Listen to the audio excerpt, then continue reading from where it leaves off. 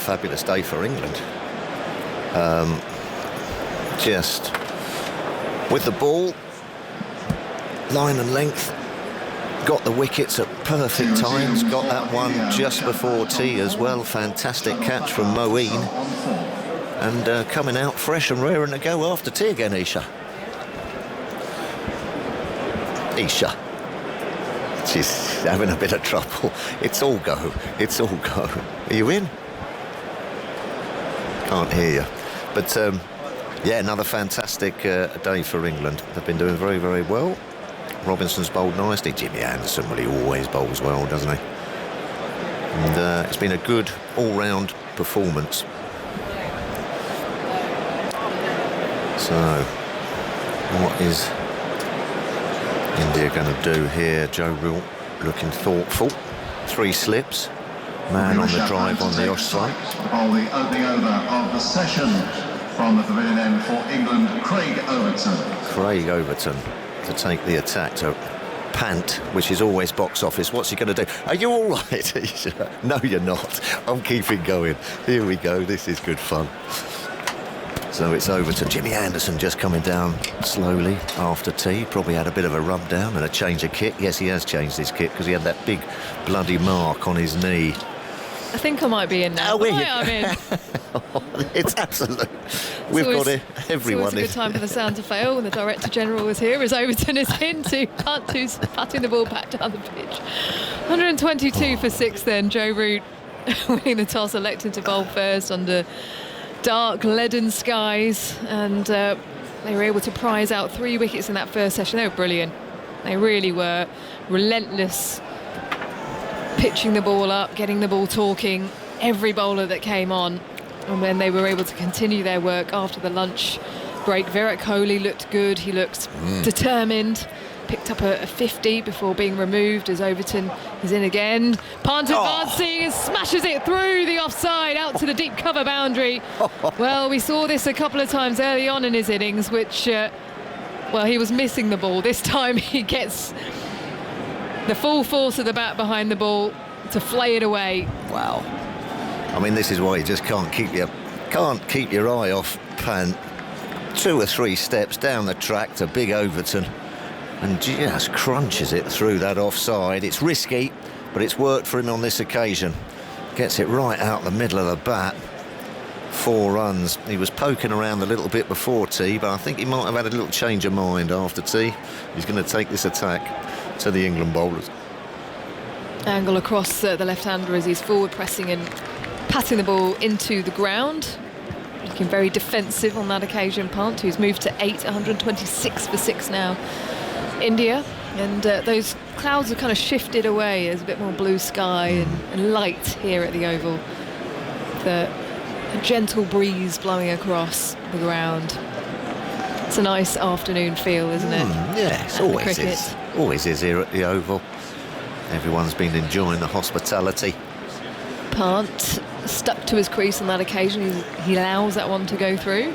Yeah, I'd be tempted to try and find myself one of those sort of like short third for Pant, because if he does come down the wicket and it is bouncing a bit off of Overton, you could get one down there, but they've decided to go for that short man on the drive. I wouldn't fancy fielding there, because if he does get hold on, it's going to be coming at you at a rate of knots. I think it's Pope. Yeah, it is. Yeah. It's got bright blue turquoise sunglasses perched above his navy cap as Overton is in, bowling wide of the off stump, lets it go, Pant. It's funny, they talk about a release shot, don't they, in batting, you know, which is... What was your release shot? Well, I don't know. Usually a thick outside edge, down to third. Does being out count as a release? Yes, it's a release for me. It was a release for everyone watching anyway. But you know, which is usually a sweep, you know, to rotate striker and everything. Pant's release shot is to come charging down the pitch and try and hit it for 6 over extra cover. Yeah. Taps his bat down delicately. This time driving past that extra cover to mid-off, wide of him, comes through for a quick single, and they get through comfortably. As a throw was sent in from Chris Wokes, moving to his right at mid-off. 127 for 6 then. Punt to 9. Well, I think this is the time to then, now Rahani's gone, Pant was perhaps being a little bit more cautious outside that off stump, but I think he's sort of thinking to himself now, well, hold on, I got the tail with me here. Thacker's all right, isn't he? He can bat. Yeah, he can hang around.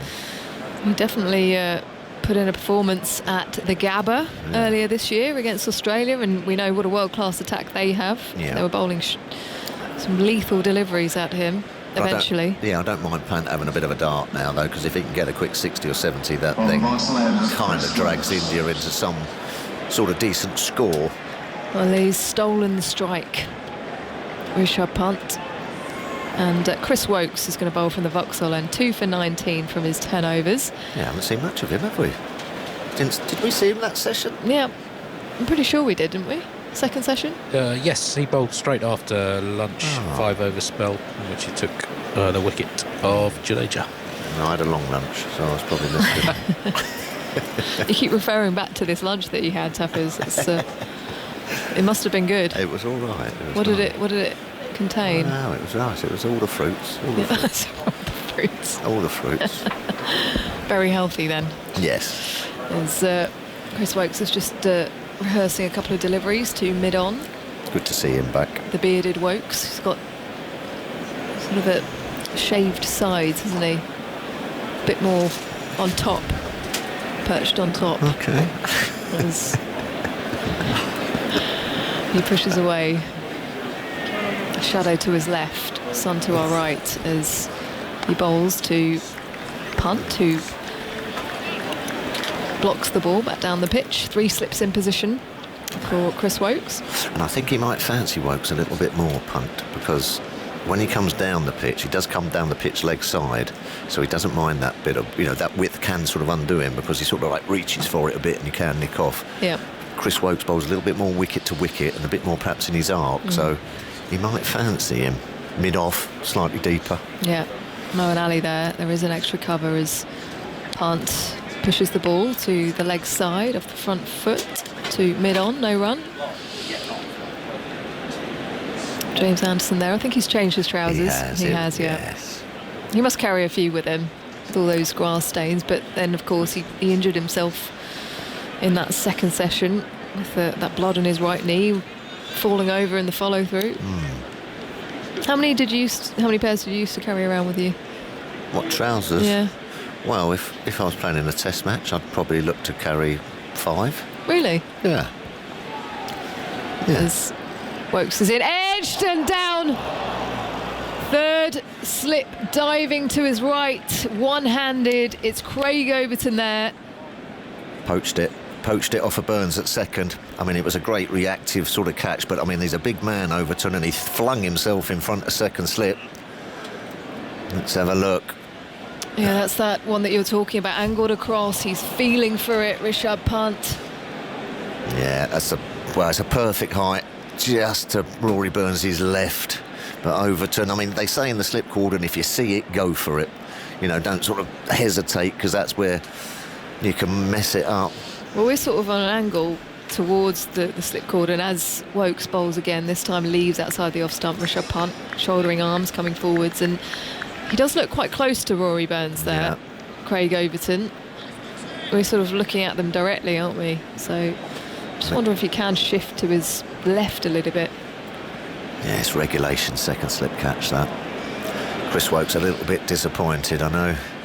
No one means to drop him, but that's going straight into Rory Burns, just slightly moving to his left-hand side, and Overton's just come across, got one hand on it and grasped it.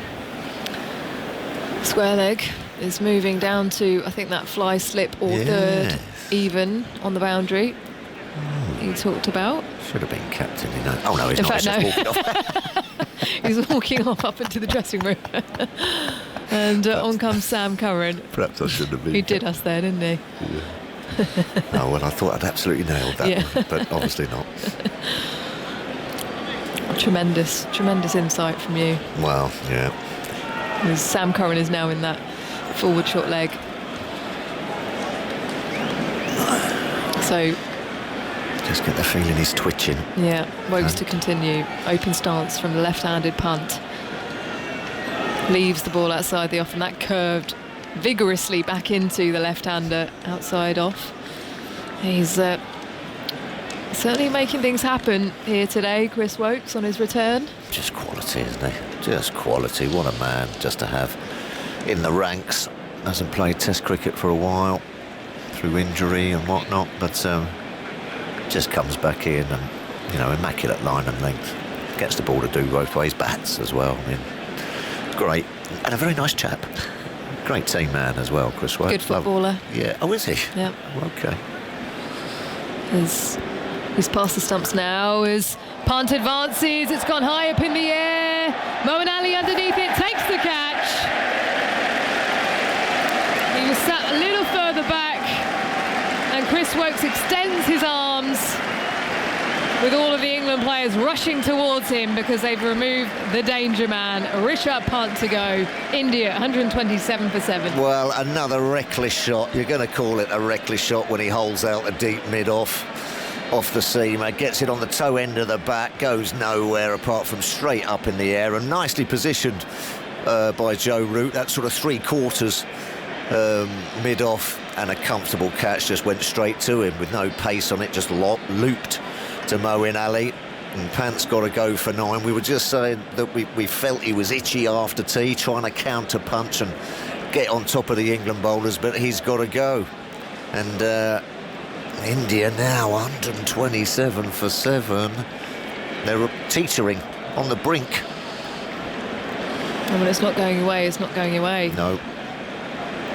And that's what we love about Rishabh Pant, is that he has the ability to take away a game from an opposition and get yourself out of trouble. But far too often on this tour, he's got out early trying to counter punch. So I just wonder if he needs to reassess things. Yeah. You just can't, as you say, have a release shot, which is to hair down the pitch on a decent pitch that's doing a little bit in English conditions, and try to keep smacking it for 6 over extra cover and mid-off, because, you know, you're going to get away with that, what, 1 in 5, 1 in 6?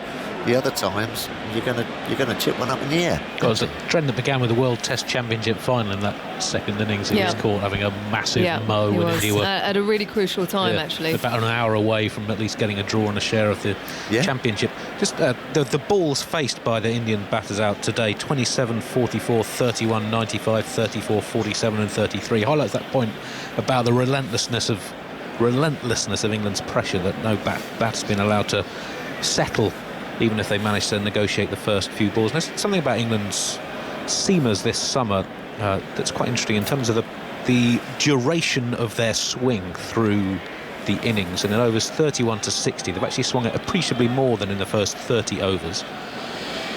As Overton continues from the pavilion end, bowling to Shardul Thakur, who plays the ball to point, no run. Solid.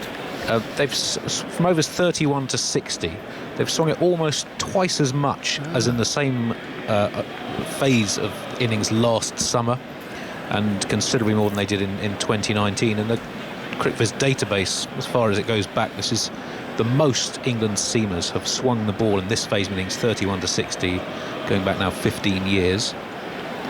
As Overton is past the stumps, Thakur trying to whip it down the leg side, but misses it as it goes through to Johnny Bairstow on the rise. The swing stats for the early overs of the innings, not particularly exceptional, a little bit more than the last couple of years and about in line with most of the previous years. So it's not that they've been swinging it more throughout innings, and part of that would be the players that they've selected. I'm just looking at seam bowlers here, obviously, but it's something that's enabled them to keep that pressure on India. We've seen on the last 3 tours here really struggle with the moving ball, and England have managed to keep that ball moving longer than normal this summer. Here comes Overton to Thakur, tucks it away down to fine leg off his hip for a single. He's going to push for 2, but is sent back by Umesh Yadav, who is now out in the middle. 128 for 7 then India. Yeah, it's an interesting one, isn't it? You think about that when the lacquer comes off, it tends to swing a little bit more, but I just wonder also the bowlers they've been using in those overs, people like Chris Woes last year, Lush outfields as Lush well. outfield. Jimmy Anderson and Stuart Broad taking the new ball last year for the majority of the Test summer. It hasn't been a dry summer, has it, really? You know, so it hasn't been scuffed up. And then, I mean, I don't think we've seen any reverse, have we? No, not really. No. Orthodox swing. Yadav with 4 slips. Misses the ball. That's too good for him from Overton. A good length delivery, and he really didn't need to play that. He's pretty much batting on that 4th stump by the end of it as it goes through. It's a great shape, slightly angled in by Overton, and then just pitching and swinging and seaming away from the outside. We haven't seen much of Yadav. He could give it a bit of a whack. He's a hanger-arounder, isn't he? I thought he gives it a bit of a... He did get a very rapid first-class 100. I'll dig out his test batting stats. Oh, all right. Bat hovering above the stumps for Umesh Yadav, who works the ball to mid-wicket. No run off the front foot. I've seen him flog a few around in the IPL, I think. But I'll be surprised if his average is more than 15 or something. His average is 11.2. Strike rate around 50 per 100 balls. Anyway, great position England have got themselves in yet again. Well, if you're a bowler, you're thinking, give me the ball. Yeah. Let me get through these last 3 as Overton is in. Struck in front of the stumps on the pad. He was getting across his stumps there, but given not out, and a muted appeal from England. Probably just going down the leg side. End of the over then, 128 for 7. Bakur on 5. And Yadav yet to get off the mark. A few words from you, Phil. That was quick. It felt very quick, didn't it? 5 minutes. Well, my mic wasn't on for half of the time. It's a few words from you, and then it will be Dan Norcross. See ya. Yeah. Pant, I don't know. What do you do about Mr. Pant? He just... I don't know. He's so exciting when he gets going. He just hasn't had the opportunity. He needs to just have a little think about how he's going to get himself to 10 or 15, maybe 20, and then start playing these expressive shots, because at the moment he's becoming a little bit of a walking wicket, and I know that sounds a big shout. To me, Tuffers, it was an act of cricketing vandalism. Well, there you go. Put beautifully. It was dropped, got a life, and then just threw it away. Yeah. Woke starts a new over. First delivery is clipped away, now to long leg. 1 bounce, 2 bounce, 4. Nice shot from Tucker, who was on the hip. And he just flicked at it, turned the wrists, and picked up a much-needed boundary. 132 for 7. Tucker to 9. Umesh Yadav, it's been a while since he's played a test match. Fast. Fast. Oh, yes. Speedier than the Jaguar. The cat, not the car. No. Yep. Yes. Around about, 85, 90. They don't get anywhere near 85, 90. Jaguars? No. The cats? Yes. No, they don't. That's the point.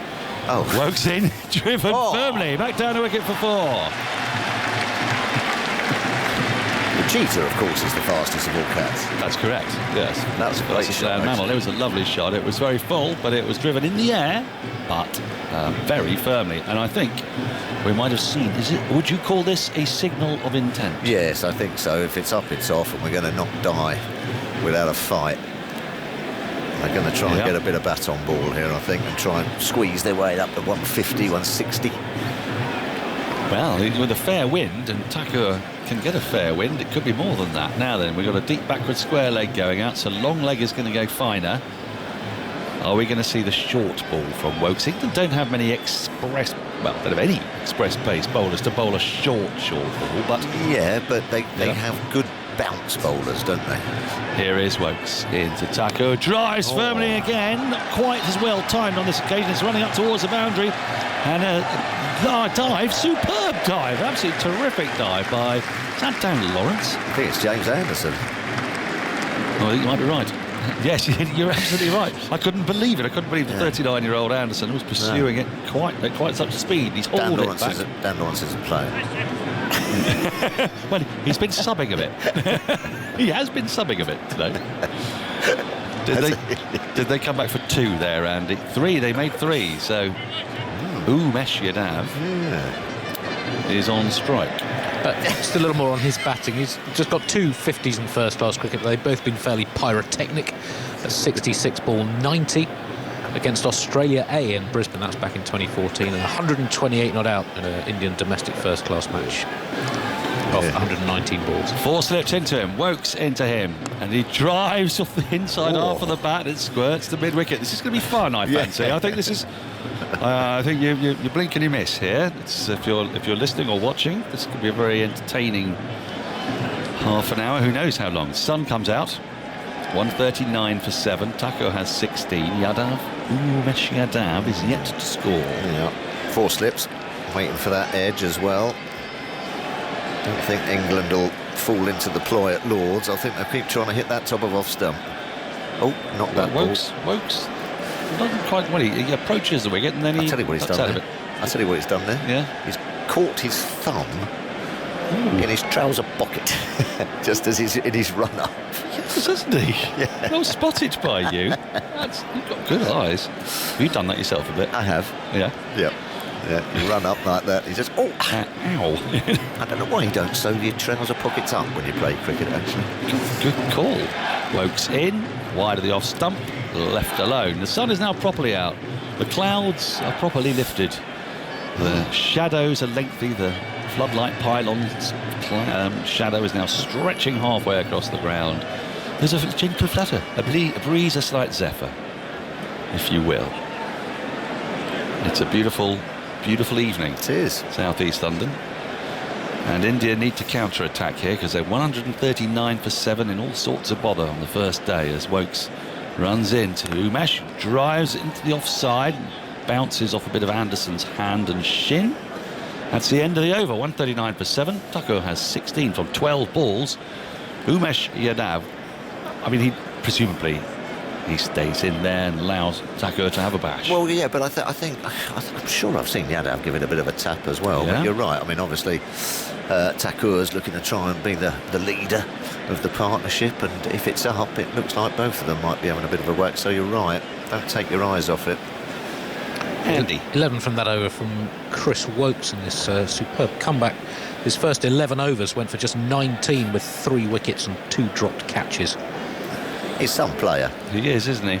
And we were talking about, you say, the lack of red ball preparation they have. It's been best player on show.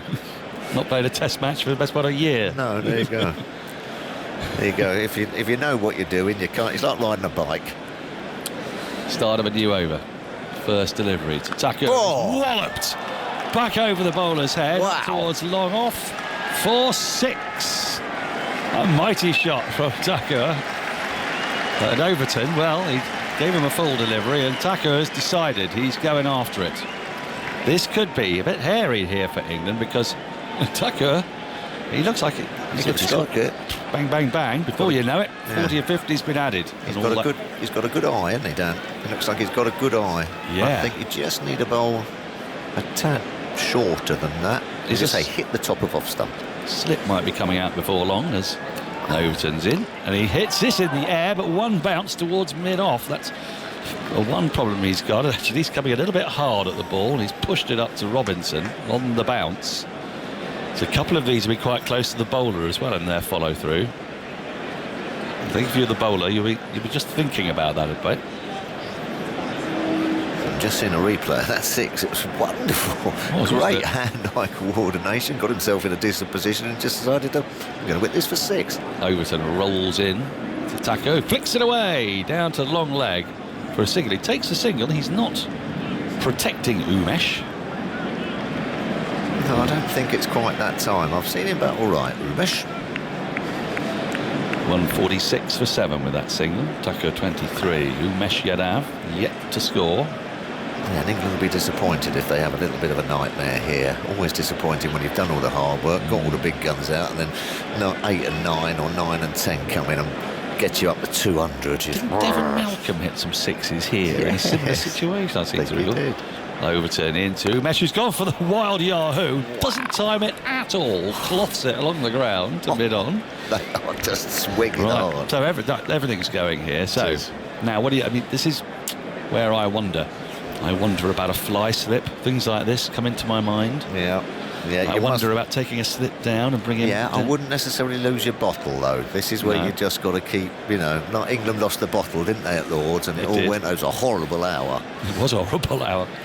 Overton into Umesh, who covers up in defence. That's more like it. Pushes his full ball back to the bowler. And there's no run. Entertainment is on offer here. Yeah, it just makes you a little bit panicky when you're in the field. But you've just got to go, hold on a minute, you know. Well, especially when you've had a day when it's been when beautiful. no runs have been scored, you know, there's just the odd little flurry at the beginning, and then you've settled into this lovely day with this lovely murmur, and they're going at 1 3/4, 2 and over, and suddenly, ball flies to all parts. Deep backwards square leg has come into play now. As Overton rushes into Umesh, who defends stoutly up to mid-on. End of the over. 7 from that over? 7, thank you. 146 for 7. Shardul Thakur has 23. Umesh, who's played some very expansive shots, has yet to get off the mark. Yeah, I mean, we need to talk about punt. Do we? Well, shall we? Yes, you see, it's so curious. We saw him get 100 here 3 years ago. He's a fantastic talent. He's not given him... We were just talking before you came on, Dan, about that he hasn't... His release shot it's all or nothing. You know, it's a rundown, give yourself some room and try and hit one of the best bowlers, you know, the world has ever seen in James Anderson over his head for 6. I mean, that is not something that's going to work in the long term. It's ambitious, isn't it? Yes, it's ambitious, and I admire his ambition. Yes, I admire it. I applaud ambition, but that is going to struggle. It's not necessarily the blueprint for success. He's got to somehow try and get to him, to get himself to sort of like a 15 or a 20 by sort of playing good leaves, you know, making the bowler come to him, clips through leg side and what have you. So he didn't do this in Australia particularly, did he? I mean, but is it because the moving ball has spooked him? Yes, spooked him. Woke starts a new over. Shardul Thakur, who wallops this to mid-off, and it bounces just in front of Anderson. Oh, and Anderson doesn't notice that they've gone for a single, but then he's been sent back as Umesh Yadav. And, everything happened there. It looked for all the world from our vantage point. That ball was going straight down Anderson's throat. And then it kind of died. He didn't quite get... But what Thakur is doing is playing these sort of expansive, almost Caribbean back foot drives. And then the ball sort of floats, and it's, as Chris Woke says, that swung a little bit off the bat. Then Anderson had to adjust as the ball bounced in front of him. Right, eyes peeled, ladies and gentlemen. Woke's in to Thakur, who goes for a swing and a miss. A slower ball, clever bowling from Woke's. Yes, you don't see it. Listen, that is good bowling. You don't see it enough in my. But when someone is just having a hack, you know, like a tail end, as you say, it can be a little bit disconcerting, especially if you've got a good eye for a ball and, you know, and it's your day, you can get a few away. So I like that, the odd slower ball and everything. Just throw that in and treat it almost like, you know, someone having a whack in a one-day game. Yeah. Now then, there's another delay. You know, we've only had 56.2 overs today. Have we? And it's 4:30. Is it? Yes. I mean, England are going to be docked to another point, surely, at this rate. Where do the overs go, or not go? Or not go? Well, where they actually go, no one ever knows. No. There's a strange, unused over place. Yeah. Where all sorts of innings are taking place in a parallel universe. It's a big over cloud in the sky. Yeah. Wokes is in to Umesh Yadav, who pulls at this out to deep square leg. Has that gone all the way? It's gone all the way to the mid-wicket boundary for 4. Thank you. Andy spotted it. I can now see where the ball is. It was a lovely pull in front of square through mid-wicket. And Moeen Ali has to go and retrieve. See, I don't think short is necessarily the answer. No. The problem is, when you've been driven in this way, I suppose you do think just bring it back a little bit. But Thakur is not driving anything along the ground, is he? Everything that's been driven so far has been driven vigorously and aerially. Yeah. Keep your composure. 150 up with that. 150 for 7. Thakur to 27. Good pugnacious knock this. Wokes into him again. And he goes for another pull, but gets a sort of thick inside edge, really. It rolls to mid-wicket. And there's no run as Phil Tufnell departs. Thakur 27. Umesh Yadav yet to score. It's great stuff. Everything is happening out there. The crowd, you can hear from their hum, are expecting a shot of ball at the moment. And just in the last 10 or 15 minutes, this counter-attack has been profitable for India. Woes is having a word with Anderson. Michael Vaughan. Good afternoon. Perfect fun evening afternoon, isn't it? Yeah, it's glorious. 2 slips. Slippers come out. Cover point, extra mid-off, mid-on, mid-wicket, the deep backward square leg. Woes is in. That's been walloped to short mid-wicket along the ground by Thakur. How many balls left in the over? One. So they want to squeeze here, try and keep Umesh Yadav on strike, you would imagine. What will Thakur do? I think his mind's quite clear. If it's up, it's off. Yeah, if I was England, I'd be desperate to get these 3 wickets and get some batting done tonight in these conditions. Because it feels good, doesn't it? It's glorious. Sun out. Yeah. Well, I imagine it won't be too bad to bat over the next couple of days. Weather's supposed to be on the improve. Woes in, down the leg side, flicked away, high in the air, out towards deep mid-wickets. For 4 more. Thakur moves into the 30s. How many 4s is that for Thakur? Is that 6 or 7? No, 1 6 and 4 4s. 6 and 4 4s. That he has now scored off his last 12 balls. He's scored 26 runs. 154 for 7. Thakur to 31. Yadav yet to score. But Umesh Yadav is now on strike. So it will be Overton to continue, will it? There might even be a case for a little bit of... Is this crazy talk? Bit of spin? No, I think it's always a good option when you've got tail-enders playing the way that Shardul Thakur is playing. You can spread the field, vary your pace. You can have an over or two and have a look, can't you? Yeah, I don't think it'll be too far off Joe Root's mind. I mean, Woes has tried everything. He's almost gone into T20 bowling mode in terms of lots of slow balls. Thakur's a good striker for the Chennai Super Kings. It's quite the indignity. Has he now doubled this tally of runs off him in the last 2-3 overs? Is that right? Yes, exactly. So 19 from Woes' first 11 overs with 3 wickets and those 2 drop catches, and 19 off the next 2 overs. Yes. Overton starts a new over. 3 slips in. Umesh Yadav is facing. And, now he pushes this full ball back up the wicket to Overton in the ground, taken by Overton. And, I'll be honest with you, Dan, I haven't studied much of Umesh Yadav's batting in the past. No, I've not studied it, no. No, it looks to me like he likes to go over to that off stump. So LBW could be a play. They're trying to get the ball changed, which is generally been a trend of the series. Yes. I wonder if you actually put the amount of time, if you just montaged all the time of watching a ball go through a hoop perfectly adequately, I wonder how long that would take up. Sun is out, shadows lengthening. Overton runs in. Umesh Yadav waits. He does move across to off stump, but then lets us go by outside that off stump into Bairstow's gloves. There's no run. Overton into him, and he's wrapped on the pad. There's a pull. There's a little bit of hip on that, and the ball goes through to Bairstow. You may have heard that little nicky noise. I don't think it was the bat. England are not going to refer. I think it's his back. Is not out. Back leg, the inner thigh pad. They make woody noises now, don't they? You never used to have an inner thigh pad. Brian Close didn't have a single thigh pad, did he? Carl Hooper. Yeah. Oh yeah, Carl Hooper didn't have a thigh pad, did he? Didn't wear one. What a player Carl Hooper was, particularly against spin. Yes, towering 6s down the ground with minimum of effort. That's how I remember him. Overton into Umesh, who just guides this on a thick outside edge down towards deep third boundary. Burns is after it. He's going to pull it back in.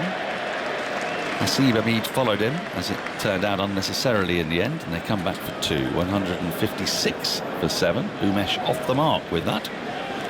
He has 2. Just starting to get a bit irritating for England now. Everything was going to hand. Now they're under a bit of pressure. Interesting to see how they respond to that. Yeah, they've just got to stay patient. They're in such a strong position. 156 on this kind of wicket is so far below par, you feel. Overton runs in, and Umesh aims a wonderful hoik. In the end, ends up playing an almost perfect flick through straight mid-wicket for 4. It started a load up for a massive wallop, but in the end, timed it gloriously up to the boundary for 4. Well, the best compliment I can give him here is VVS Laxman. That's not a bad one. Kind of shot, or Mohammed Azharuddin. Yep, Just the use of the wrist and the whippage through that straight mid-wicket. Or Alison Mitchell, of course, who played that shot to great effect in the TMS game a few years back. I bet she's delighted with that. No, but really, you're absolutely right. That was very Laxmanian. Well, Midon's gone down onto the boundary. Overton comes in once more. And Umesh is trapped in front. Does he know? Thick inside edge onto pad. If they hadn't got the inside edge, that was, well, mighty adjacent. In the end, it's rolled out to the offside, and there is no run. End of the over. 160 for 7. Umesh has 6. Thakur has 31. It's riveting stuff. Oh, he just got, well, I'll say thinnest of edge. It's quite a thick inside edge, but nearly snaked past. And had it done so, thudded into the pad, the finger would have gone up immediately, you fancy. So Thakur is on strike. Umesh having survived that over pretty comfortably in the end. There's only Bumrah and Siraj to come, and that's part of the issue, isn't it? When you're out there and you're thinking, oh, one more wicket, right down to the tail. Yeah, I mean, you're looking at, Rishabh Pant with 9 from 33. His dismissal, I reckon, will be the debate across the globe. Should Rishabh be allowed to carry on playing in that flamboyant way, or is it now time for him to realise that he cannot be playing those kind of strokes? Well, I got a fairly good idea. I know how Indian cricket fans on Twitter are going to respond, and it's, broadly speaking, negatively, I think. Yeah, and I'm disappointed with him today to play that shot. I don't think he needs to be playing that kind of stroke. Chris Woke starts a new over from the Vauxhall end into Thakur, who tries to work back of a length ball at the onside. It thuds off the pad, rolls that to the offside. There's no run. Yeah, I just think he's such a flamboyant player that you actually look at that 100 he got against England in India, where his first 60-odd runs were just played properly, and then he went. And I think he's a better player than just dancing down and gifting his wicket away like that. You can see Thakur, if it's full and in his arc, he's aiming over Moeen Ali at mid-on. So his arc of wide long gone. Here is Wokes into Thakur.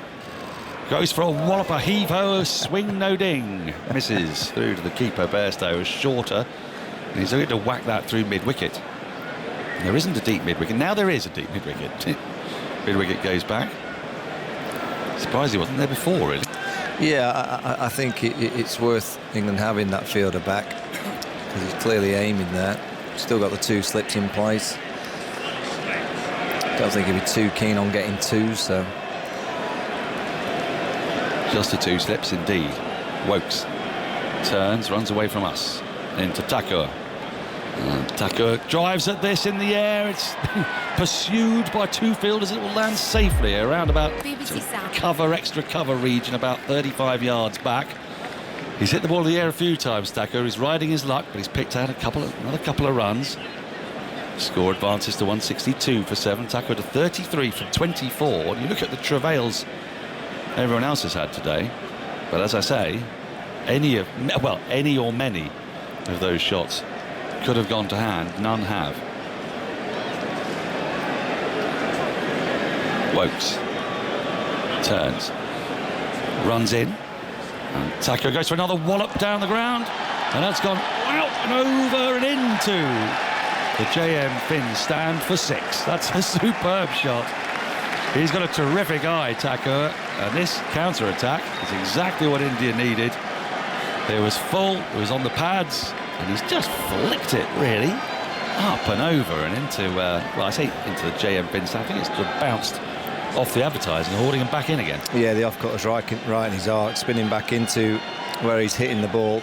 I think if he's going to bowl the slow ball, it's better off bowling the leg cutter, taking it away from the edge. That's where he might find the top edge. Wokes in again. Thakur is front on the pad, big appeal. Umpire is unmoved. I think going down the leg side, perhaps. Michael Vaughan thinking of giving it out. I give most out, by the way. You do, don't you? I'm at a dodgy angle. I'm at like kind of wide. Yeah, that's your excuse. You are the Ray Julian of TMS. You really are. That's it. Finger is up in no time. They will not refer, even though they have 2 left in the locker. 168 for 7. What's this partnership now, Andy? The partnership is 41 from 6 overs. How close to being the largest partnership of the innings? It is the largest partnership. It felt like it. Yeah, largest partnership in the innings for the 8th wicket. Mid-wicket is on the 1. Woes in to Thakur. Thakur swings, edges over the top of second slip, down to the boundary for 4. It's fortuitous stuff, but it's exciting stuff. It's exactly what India need. 43 to Thakur now. That partnership approaching 50. It's the end of the over. 172 for 7. Thakur 43. Umesh Yadav has 6. It's frills and spills. More from Michael Vaughan, and then it will be Jonathan Agnew. Yeah, just a glimmer for India. 172. Get to 200 and beyond. It's going to take another 30 minutes, you would think, out of the day's play. That didn't give England a great deal of time to bat today. And then they'll hope that the clouds roll in the morning and the ball swings around. He's having some fun out there, Shardul Thakur. It's pretty much one method of play. He's got himself in 6th gear and he's going for it. It's actually hard to remember watching a test match at the moment. Tremendous swiping going on. He's got 43. That's 172 for 7. Sun shining is best part of the day now. The crowd enjoying this. Certainly some entertainment. And Yadav is on 6. 3 slips for him. As Overton from the far end bowls. It's run away down to third man. No one down here. Chase for Burns this time into the shadows. He should just cut this off and flick the ball back for Hamid. They come back for 3. Oh, there could be a run out here. There should be a run out surely at the far end. Bairstow's throw misses. It's mayhem. With people running everywhere. Someone's dived full length at the top there as well for good measure. But both batsmen there for a moment were standing in the middle of the pitch talking to each other. And no one really knowing who was going to run in which direction. Well, I think what Thakur did, he desperately wanted to get on strike, and I don't think Umesh Yadav was quite cricket aware, should I say. And then he decided to stutter and say, well, maybe not, and then decided to go. But both thoughts at the same end there at the same time. Oh, I love it. Anyway, they've made it. Now, a complete contrast here for the field. We've got 3 men on the leg side boundary. There are 2 slips. And Thakur's strength seems to be sort of dragging the ball into the leg side, but it's horrible fielding out there because they're looking right into the sun, which is getting low now. This next one's short down the leg side. Bairstow drops it. I don't think he got a glove on that, but it's pretty close. Yeah, I was just about to say, we haven't seen many bouncers. England haven't been needed to bowl bouncers today, but when you've got someone like Thakur who's just hitting the bowlers off length, you've got to let him have 1 or 2 bouncers. Oh, he has hit it. Did he hit it? Yeah, that's a drop. Oh, dear. I think it's come off the back of the bat. It looked rather as he had, and... Oh, yeah. Yeah. So he's been put down now. There's the next one from Robinson's on the off-stump, pushed to backward point. And Hasib is there to do the fielding. So Thakur dropped on 43. We talked about this flawless performance at Headingley, which had no drop catches in it. Well, we've got 3 already in this innings. I wouldn't fancy being mowing out there. Well, it's, you know, England have the aim to be the best team in the world, and they should have. That's what you kind of aiming for. I reckon if they'd have held the catches today, they'd been batting by now. Yeah. Robinson from the pavilion end comes in and bowls, and he's smashed this down the ground. It just pops over mid-off's head. Overton's after it, but won't stop it. And now you can hear the Indian cheers. Indian flags are appearing. They've been quietly furled up for much of the day, but they're being waved around now. 179 for 7. There's smiles returning to the faces there of the 12th man and so on. The 50 partnership in just 6.4 overs. Wow. They were 127 for 7. Oh dear, mad game. Thakur on 47. Robertson bowls him short, smashed away over Moen's head for 6, and that's his half century. The ball's disappeared in the crowd somewhere there in the sunshine. Umpire Illingworth signals 6 to the scorers. That ball went flat in there. Yeah. I'll tell you what, Agus, look at this celebration from Thakur. He's got the aggressive eyes. You know, he's just giving India a little sniff here. From 120 for 7 to now 180. Look at that on the front foot, the pull shot. Wow.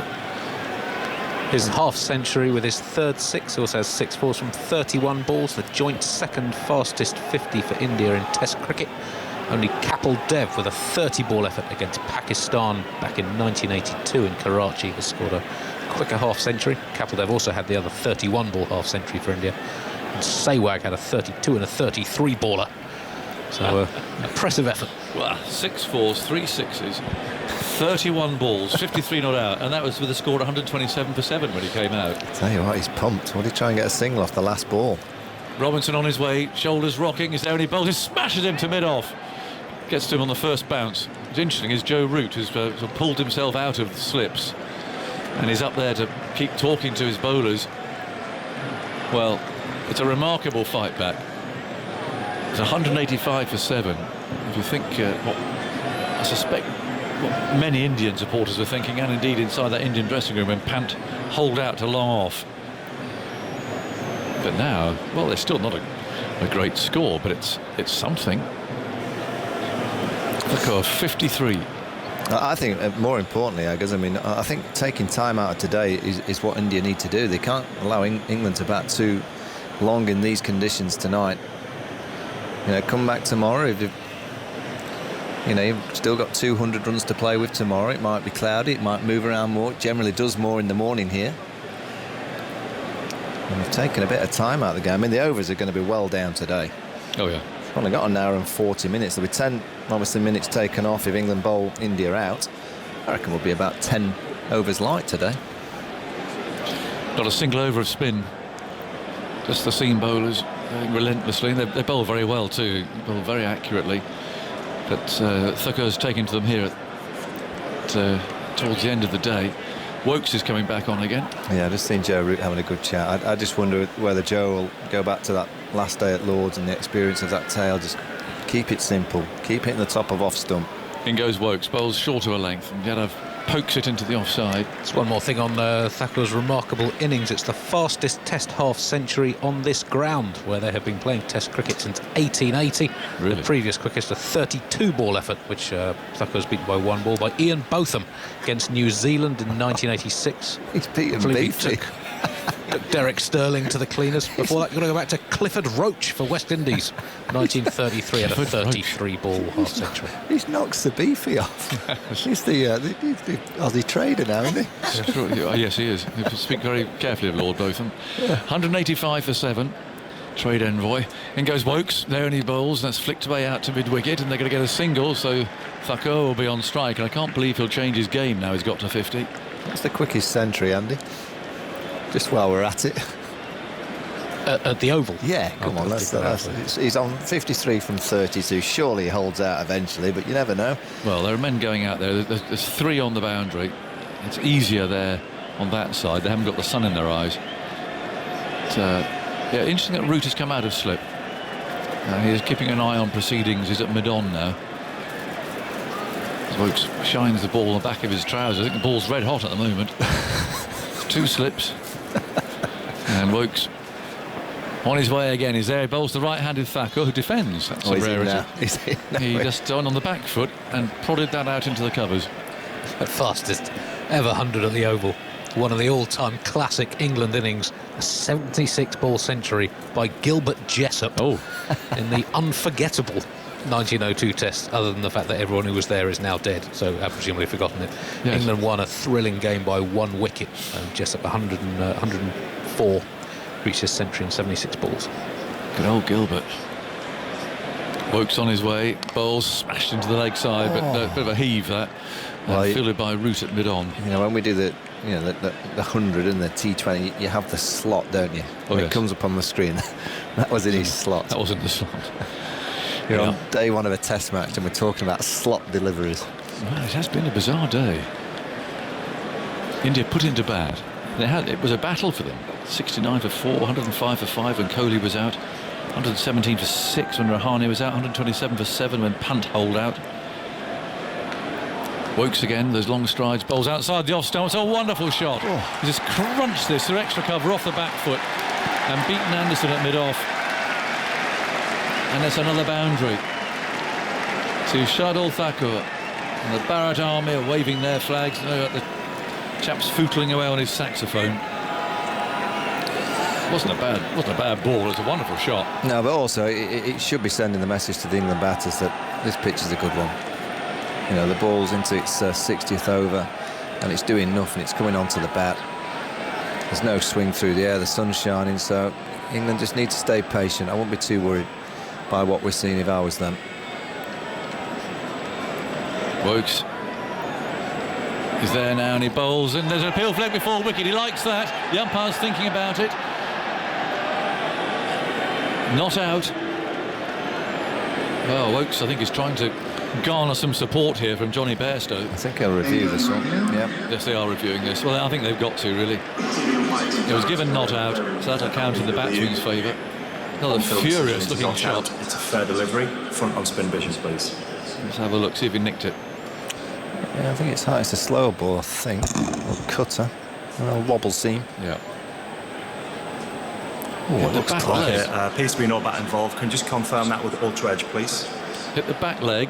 There's no bat. Oh. It's quite far out of his crease. Balling right through the pad. Okay, no bat involved. So ball tracking when available, please. Ugly shot. Here we go. How many reds for Chris Woes? 1, 2, pitching outside off, impacting 3. He's out. And Thakur's tremendous innings comes to an end. Quite comfortably out, hitting the leg stump. And well done, Chris Woes. He's having a very good comeback. It's 190 for 8. That was violent, but it was extremely entertaining. And Thakur's on his way for 57. Aiming a furious slog at Chris Woes, who's taken what is 4th wicket now. On his return, he's getting a standing ovation. Thakur's given everyone a great entertainment here. The fastest half-century in a test match ever scored on this famous old ground, and he's made 57 from 36 balls.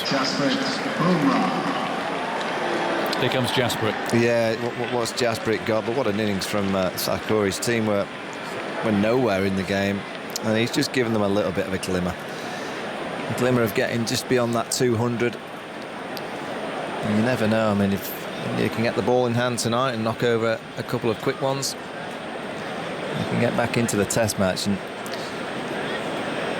you have to say, he was fired up, wasn't he? Yeah. Thakur, the celebration for his 50, it was, you know, hostile. 57 from 36, why not? He had some fun, but he's played some strokes on the surface now that tells me that this pitch is a good one. And 190 at the minute looks a long way light of par. So that's that partnership, 63? 63 in exactly 8 overs. Thakur hit 3 sixes and 7 fours. It's his 2nd Test 50 in just his 4th match. Thanks, Andy. Yadav will be on strike. I think Umesh, I think he might play a few shots now. Oh, yes, he might as well. There's Bumrah at the other end. As Robertson bowls a huge swipe, and he's dropped. Another one goes down. And a run out. How's that? Well, we'll have a look at this. It's a direct hit from Burns at slip. It's a drop catch by Overton. Copy. Both hands above his head. Burns picked the ball up, hurled the stumps down. TV umpire to direct there. We have an umpire review for run out. Because dear old Bumrah, for some reason, decides to run. Yeah, it wouldn't be surprising if this is out. That wouldn't surprise me at all if it's run out without facing a ball. We'll have a look. Looking now, gone. Okay, I'm ready for my decision on the big screen. Well, I don't know what was going on there.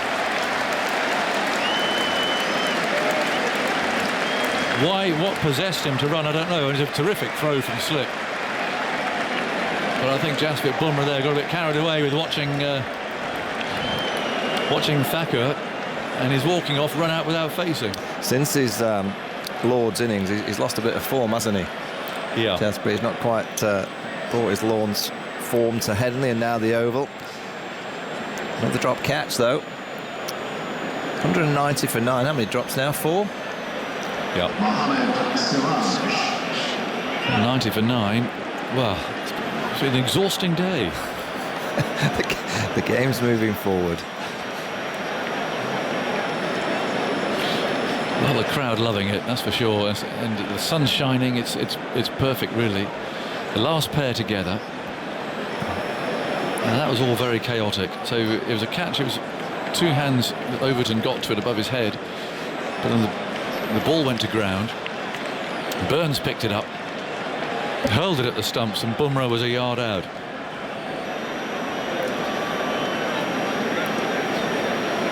So what's his sort of king pair situation? Just, I'm not wanting to sort of haunt him necessarily, but given he actually didn't face a ball at all. Well, I don't know what that could be. And has anyone ever been out in a test match without facing a ball? Yes, it's happened quite a few times. I'm not sure anyone's done it. I don't think anyone's got a pair of zero ball ducks. Robinson's on his way and bowls, and that's pushed away into the offside, going for a quick single. They'll make it. That's fielded at mid-off. Yes, out for naught twice in the match, without having faced a ball would be quite something. Yeah, it's quite interesting because you know, we would be saying, no, he's out of form, but he can't be out of form because he's not faced a ball. No, you don't know, do you? No. Looking at Burns, he had to run backwards, and he just picked up, took aim, hurled the ball down, and Overton's gone from shoulders drooping, he dropped a catch, to suddenly appealing and celebrating a run out. Well, they always say you don't run on a misfield. Yep.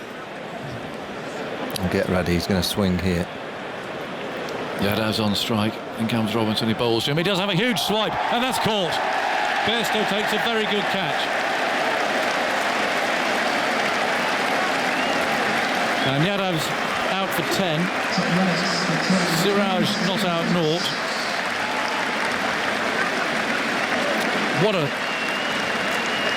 What a crazy end all of that was. And the amount of swiping going on there, you don't see as much of that as you do in a T20 game. But it has at least got India up from 127 for 7 to 191 all out. But it was exhausting and frenetic and highly entertaining. And I should think the emotions there in the Indian dressing room have been going up and down like a roller coaster. Deep, I'm going to let you have some thoughts on what you've just seen there.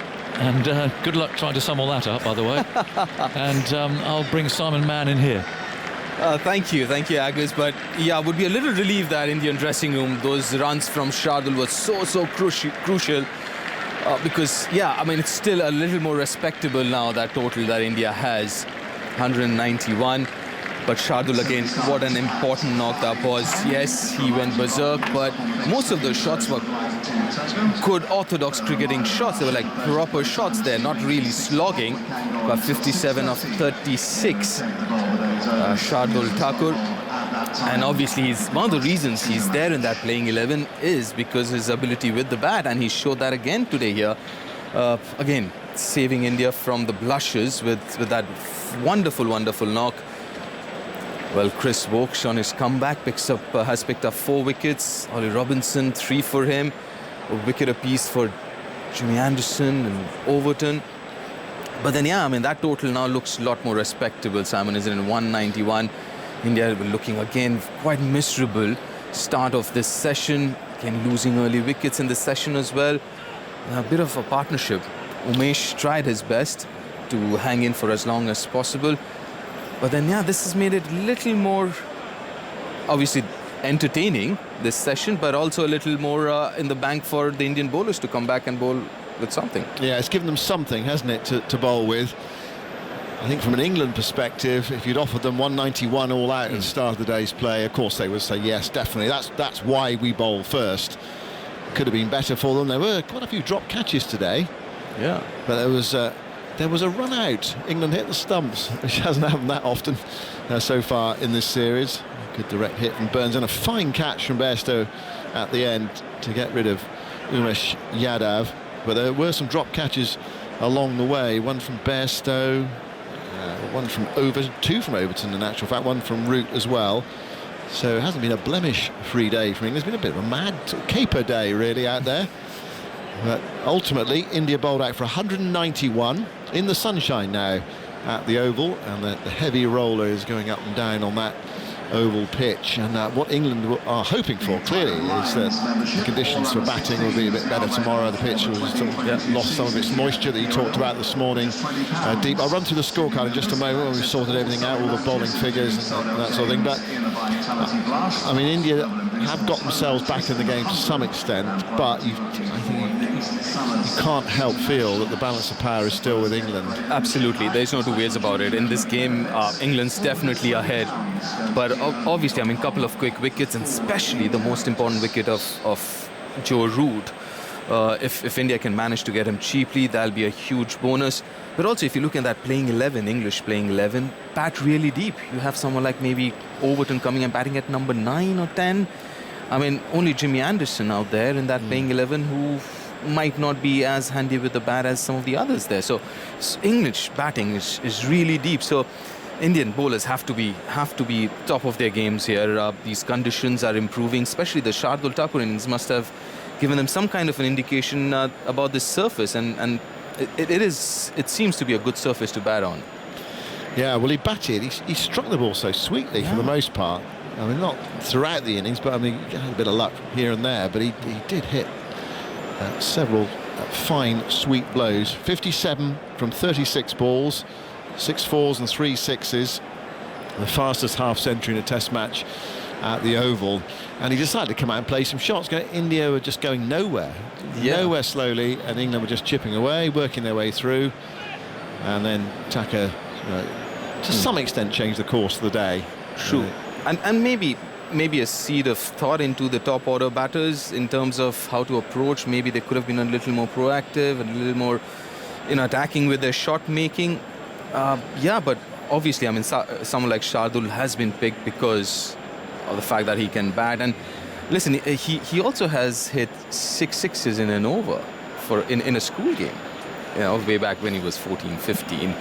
But yeah, again, Shardul Thakur, what a story Shardul is again. I mean, somebody who comes from Palghar, which is 100 kilometers from Mumbai. He would travel every day, those 100 kilometers, come to Mumbai to play cricket. And then his dad initially wasn't too keen on him picking up cricket because of all the travel and all. And he was spotted by Rohit Sharma's coach, Dinesh Lad. And Dinesh Lad said, you know what, I do understand it's a lot of travel, but you know what, let him stay with me in Mumbai.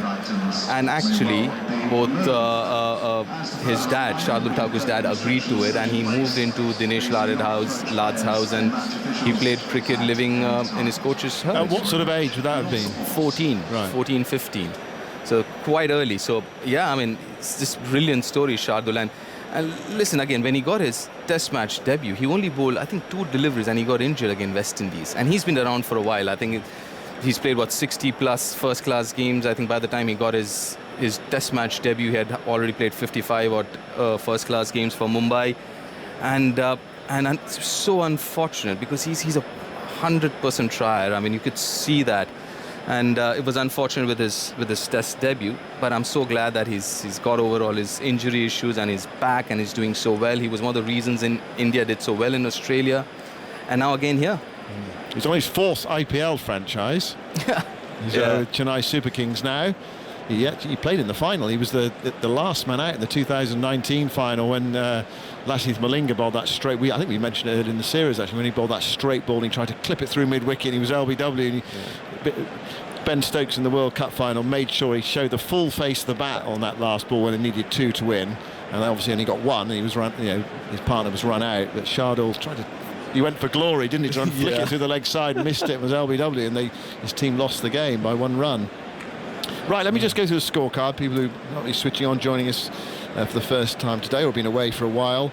Rohit Sharma was caught Bairstow, bowled Wokes for 11. That was 28 for 1 in the 9th over of the morning. And until then, India had been sailing along nicely. No real threat out there. England didn't bowl that well with the new ball in the first half an hour or so. And then we had a period of no runs at all for Rahul. Was LBW to Robinson for 17, 28 for 2. Pujara was caught Bairstow, bowled Anderson for 4 after Anderson had switched ends, 39 for 3. Jadeja, who was bumped up to number 5 for this game, was caught by Root at slip off Wokes for 10. That was 69 for 4. And then Kohli made 50, was caught Bairstow, bowled Robinson for 50. 105 for 5. Rahane was caught Moeen Ali off Overton for 14 down in the gully low down. 117 for 6. And then Rishabh Pant played, well, what sort of shot did he play? Well, he tried to smack it and was caught at deep mid-off. Caught by Moeen Ali off Wokes for 9. So 127 for 7, and India was subsiding rapidly. Tucker came out and played his shots, fastest half-century in a test match at the Oval. 57 from 36 balls. Then he was LBW on review. Wokes was absolutely convinced. He reviewed it. Out for 57, and it all went very quickly. Bumrah run out without facing. Called Yadav through for the run after Yadav had been dropped by Overton at slip. I mean, it was all going off out there. So Bumrah run out by Burns for 0, and then Yadav caught Bairstow by Robinson for 10. Siraj is 1 not out, 8 extras, 191 in 61.3 overs. Jimmy Anderson today 14 overs, 3 maidens, 1 for 41. Ollie Robinson 17.3 overs, 9 maidens, 3 for 38, continuing his excellent summer. He really has done well this summer coming into this England side. Wokes on his return, 15 overs, 6 maidens, 4 for 55. Got a bit of tap there at the end from Taka, but an excellent return from him as well. He had catches dropped off his bowling, and what a return. He's barely played this year. Comes back with 4 wickets. And Overton 15 overs, 2 maidens, 1 for 49. So 191 all out. There are bags of overs left in the day's play, but we will not get them all in. England's over rate has been very slow today, with just 4 seamers used. So basically we'll have an hour and 20 minutes cricket. The light, I think, will be okay. I mean, I think that on an overcast evening in September we may be struggling here and at Old Trafford. Whether we'll get an overcast evening remains to be seen. And put the lights on, of course. So basically Burns and Hamid, if they can survive, have got an hour and 20 minutes ahead of them. India, we're hoping that they see a bit of, I don't know, Joe Root by the close of play. That will be their goal this evening. True, and the way India finished, and especially that innings again, that would have shifted a bit of momentum. I'm sure would be feeling much better, the Indian dressing room after that knock. Umesh Yadav, he's getting a game after a while. He's been a little, I mean, it's been unfortunate that he hasn't played enough. Even though his numbers in the last year or so, Andy, has been brilliant, isn't it? Umesh Yadav, last couple of years. This is his 49th test here at the Oval today. I'll just get those numbers up for you just quickly on Thakkur's innings. He moved from 5 to 53, 48 runs in just 22 balls. And Chris Wokes, his first 11 overs went for 19, and his last 4 went for 36. But he got it. I suppose he'll say he got his man. And if you'd offered him 4 for 55 at the start, he was superb. Yeah, he'd have accepted that. And with some better catching, he would have had a few more. The last 3 Indian wickets went in 4 balls and a drop catch, including a run out. Well, it was a mad 45 minutes really. And it sort of livened up the day, because until then it was just going one way, England's way, sort of relentless. We talked about that relentless word today from England's 4-man pace attack, and gradually working their way through India's batting. And what Taka did was just change the course of the day and give India something to cling on to. Anyway, here is Umesh Yadav going into bowl to Rory Burns. Burns gets off the mark, first ball, knocking that off his hip down towards deep backwards square leg. Throws on its way from Bumrah. It's a wild one for Pant to hair after towards mid-wicket. In the end, it's backed up at extra cover. Burns gets 2 runs. Umesh Yadav's recent form, he's not played a great deal of Test cricket in the last 18 months or so. Only 3 tests before this one since November 2019. But his sort of long-term form has been very good since February 2017 against Australia. 77 wickets and 22 tests, average 22.8. Here he is, right arm over the wicket to bowl to Burns, and Burns just squared up by that one, thickish outside edge. So much so actually that Kohli appealed at first slip for a non-existent LBW, but you could sort of see what was on Kohli's mind there, because for a moment it might have looked from behind as if Burns had missed that. Anyway, he didn't. Burns comes down to do some gardening. So important to England's success at Headingley was that opening partnership of 135, the highest opening stand by an England opening pair since 2016, when Hamid was also involved in 180 in Rajkot with Alistair Cook. Yadav turns, runs in the sunshine and bowls to Burns outside the off stump. Nothing from Burns there. And through to Rishabh Pant. And the umpire's having a chat with Umesh regarding him stepping onto that danger area. I think he's kind of having a quiet chat with him. Wants him to move away from the danger zone. Umpire Richard Illingworth at that far end. Alex Wharf at square leg. The floodlight pylon to the right of the OCS stand is engulfing Burns at the moment, and Yadav runs into bowl, then just runs straight through the crease and doesn't deliver the ball. He lost his run up there. But we've seen Chris Woakes come back without playing much cricket and do well today, so that's the challenge ahead for Umesh Yadav. Yeah, true that. But again, the fact that he's been part of the team, he hasn't played, but he's been traveling with the team, he's been part of the dressing room for a while, even though he hasn't got too many opportunities, that should also help. Goes in now and bowls to Burns, and Burns plays defensively back up the onside of the pitch, and Yadav picks up off his own bowling, and there's no run. The good part about Umesh Yadav is his natural length is a little fuller than someone like a Bumrah or Ishant Sharma. He has that ability to be quick and full at the same time. Obviously his natural ball, or the stock ball, is the away swinger for the right-hander, so that's going to be interesting, because we've been talking about that fuller length, especially for Joe Root. Yadav moves into bowl to Burns. Burns gets a ball outside the off stump, which he leaves through to Rishabh Pant. And umpire Illingworth has come down again and said, you need to get off the pitch. You're in that red zone. I mean, they put the red zone up on TV, but it's a sort of one the umpire has to judge out there in the middle.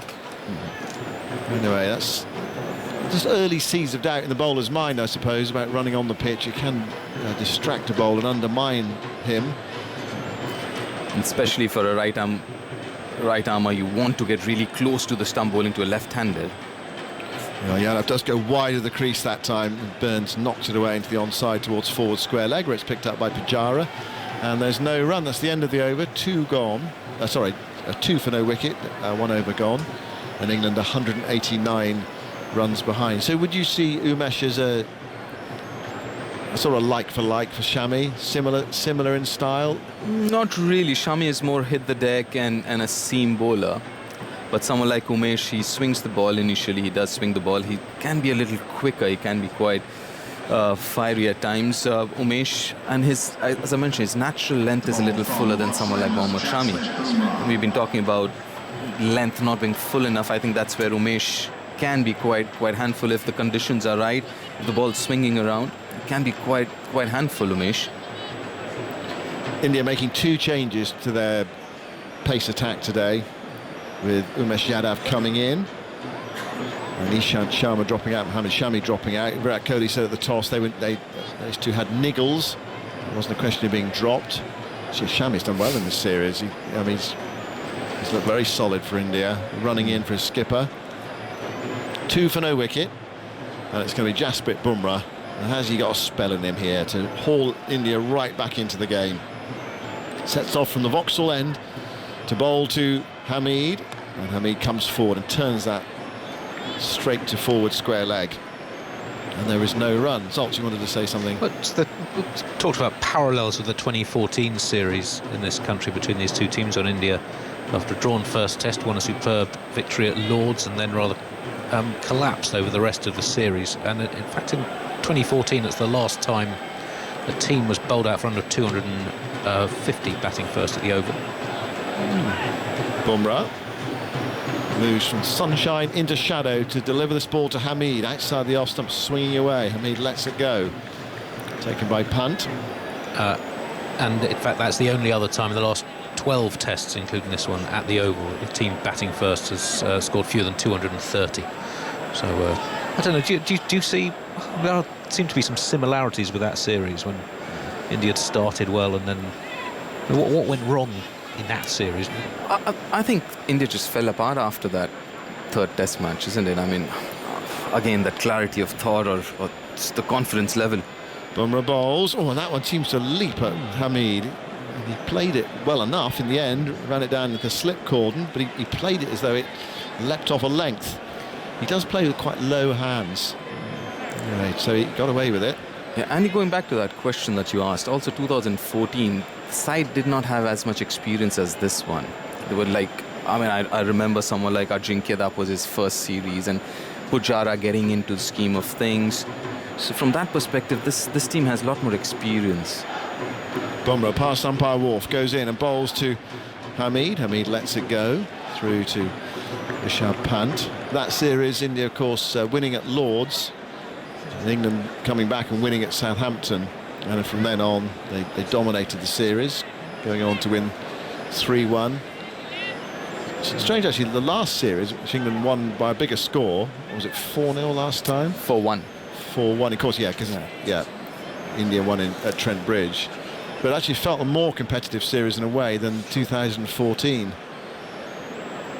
Bumrah bowls, and there's no stroke from Hamid through to Pant. India were in quite a lot of the test matches, and they not just missed out, but Edgbaston, for example, they lost by about 30 runs. Yeah.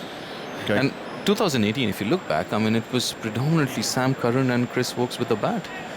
The top order, apart from the Oval Test match, didn't really fire, the English top order. But then again, Indian bowlers failed to kind of get rid of the tail early. Yeah, those very useful late order runs. Woakes, of course, making 100 at Lords. Bumrah bowls outside of the off stump of Hamid, very wide that time. Hamid plays the square cut after the ball had gone by, and it's through to Pant. And that's the end of the over. A maiden over from Bumrah. Hamid not having to play much in that over. The one he did play at, I think, sort of took high up on the bat or possibly the glove. Anyway, we've had the first couple of overs. It's 2 for no wicket. 189 runs behind England. More from you, Deep, and then it was Daniel Norcross. Yeah, thank you so much. And I think Virat's having a chat with Richard Illingworth, the umpire, talking about the danger zone again. I think he's kind of won. Not just the bowler, but the captain as well has informed him about Umesh Yadav getting onto that danger area. Interesting to see how Umesh Yadav reacts to that, because as I was mentioning last over, that for someone like Umesh, you like to get really close to that stump coming over the wicket, bowling to a left-hander, because his stock ball is the one which comes back into Rory Burns. Umesh is into the left-handed Burns, who lets this go by outside the off-stump. No real shape, just went across him. 86 miles an hour, though. Yeah, he can be quite fiery at times, Umesh, and he's had a fair amount of rest, hasn't played a lot of cricket. Now, we're just seeing a bit of footage of Hasib Hamid marking about a yard in front of the crease, which is interesting. Is that where he intends to stand, I wonder? Trying to negate the swing. Sun shining, shadow of the floodlight pylon on Burns, who defends into the offside. There's no run. I ask this because I've never really been fortunate enough to play at a stadium with floodlight pylons deep, but if you're standing exactly where Rory Burns is now, at the moment, there's the shadow of the floodlight pylons on you, but everything else you're looking at is bathed in sunshine. Is that in any way distracting? It is. It can be, and especially, if it's in the middle of the pitch, so the ball's released from a very bright place, then it passes through an area which is, dark. Here comes Umesh, driving his Burns nicely, square of the wicket. On the offside, it's running away towards the boundary. It won't quite get there, despite being on this huge oval square, but they come back for 3. 5 without loss. Because I remember as a youngster, and our producer's the only man in this room who's old enough to remember, but as the shadows lengthened, the sort of city point or city mid-on, depending on which way the shadows were coming. The umpires would tell them to they move. made you move, didn't they? So that none of your shadow was actually on the pitch. But that was before we had floodlights. Now we have floodlight pylons. True. The shadow just happens. Absolutely, and it can be a bit of a distraction. There's no two ways about it. And talking about distractions, the last 3 deliveries that Umesh has bowled in this over has all been away from the stump, wide of the crease. And that's something that obviously, it plays in your head when the umpires kind of warned you a couple of times, you're thinking about it, so it just stopping him from getting that much closer to the stump. That's the reason.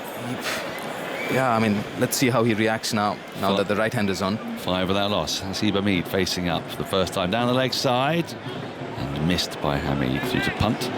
And there's no run. I've got to be careful about mentioning this floodlight thing, or else there's a very real danger that the cricket authorities will find another way to end play early. And I think that might just finish Andy Zaltzman off, who round about this time last year was commentating from the Aegeus Bowl when you were off for bad light for about 5 hours, and I don't think I've ever heard you so enraged, Andy Zaltzman.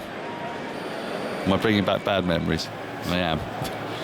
Umesh is in. That's left alone at the last minute by Hasib. Through to the keeper, and there's no run. Sorry, you have your microphone poised. It's more on India's batting woes in England. Since the 4th test in 2014, so this encompasses 11 matches including this one. They've only had 3 innings in which they've batted for 100 overs. One was the second innings at Nottingham on the last series, the one game India won that series, and both innings at Lord's this tour. So it's been a long-standing problem for India. How many overs was it this time in the end? 60? 61 and a half. Here comes Umesh into Hasib, who lets it go again outside the off stump. There is no run. End of the over. England 5 without loss. Burns has all of them. Right, but Andy, having said that, I mean, it would be this case for almost every team now that, you know, with the advent of T20 and things like that, very, very rarely you see teams batting 100 overs. Yes, it has become increasingly rare in recent years. And also, would you concur if I say, you know, last 2-3 years, the average scores in first innings has also come down because of maybe the pitches or whatever the reasons are. But I think the average scores, you don't see those 400, 450 games anymore, do you? Not as often as we'd be seeing. In Australia, perhaps? Is that still... well, New Zealand, I guess. New Zealand is a bastion for that, isn't it? We get sort of flat decks. Yes, but the New Zealand games tend to be New Zealand getting a massive score and then bowling their opponents out quite cheaply. But India won in Australia without scoring 400, I think, didn't they, across the 4 tests. That's right. That is, don't worry, if the Ashes happens, you'll see 500 again. You won't. But, you know, generally the last sort of 2-3 years have been the toughest for batting for a couple of decades at least. Bumrah is getting ready to start a new over. Burns is now ready for him. And Bumrah shuffles in towards him with 3 slips and a gully. And Burns defends into his pad and the ball rolls down onto the offside. And there is no run. 84 miles an hour, that from Bumrah. Well, England will be thinking to themselves, these are good conditions to bat in. The sun is out, visibility is good.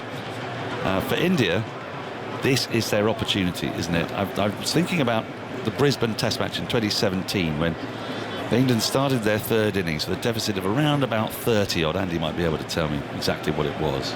So it was basically a 1 innings game. As Bumrah is in to Burns. And Burns defends and bowled him. Inside edge, back up the stumps, and there is the breakthrough. Bumrah has got Burns. England 5 for 1. A tentative push back in off the inside edge, crashes back onto the stumps, and maybe India's fight back has begun. Yeah, that was a quick one. Hurried Rory Burns. Came in quicker than Rory Burns expected. It's back of length. Played it really late. The ball came and hit his bat, and obviously the close face of the bat played its part too. And onto the stumps. Big wicket for India. I tell you, that has happened a few times to Rory Burns. And well, the funny thing is, when you look at it, it isn't actually, as I first suggested, an inside edge as such. It's actually an angled bat, isn't it? Because he's playing it so late in defence. But the ball is then coming back off the bat and then down backwards towards his stumps. And England have lost that first wicket, and memories now are coming flooding back. On that occasion, Australia had 20 overs to bowl at England. They unleashed Stark, Hazelwood, Cummins. And for India, they've got to think the same way, haven't they? They can bowl 5 overs of Bumrah, 5 overs of Siraj, 5 overs of Yadav, and just, you know, take off the handbrake and come in hard at England. Absolutely. I mean, listen, there's no looking back from here on. I mean, this is such an important test match. If you aspire to go on and win the test series, you have to win this. The batters have honestly not done their job, but it's now on to the bowlers, and the bowlers have been, I mean, the reason behind India's success in the last few years has been the fact that the Indian bowlers have managed to pick 20 wickets almost every test match, and that's what they would be again looking at and saying, you know what, we've got the bowling attack to pick 20 wickets, let's do that quickly. There has been so much action today. You can watch clips on the BBC Sport website and app, or Today at the Test is on BBC Two tonight at 7, or available to view at your leisure on the BBC iPlayer. There have been at least 11 wickets. I'll be very surprised if there aren't some more, actually. India, with their tails up here, knowing they've got to attack, as Deep Dasgupta has said. There's an hour and 3 minutes, 2 minutes left today's play. 15, 16 overs maybe. 3 slips and a gully in. Dawid Malan at the crease. And Malan's first ball, he defends it to the offside, goes through for a quick single, he's off the mark straight away. That'll make him feel a bit better. 6 for 1. Milan came back into the England side. Headingley batted very well for his 70. Didn't get a chance because it was not a second innings. Fair enough.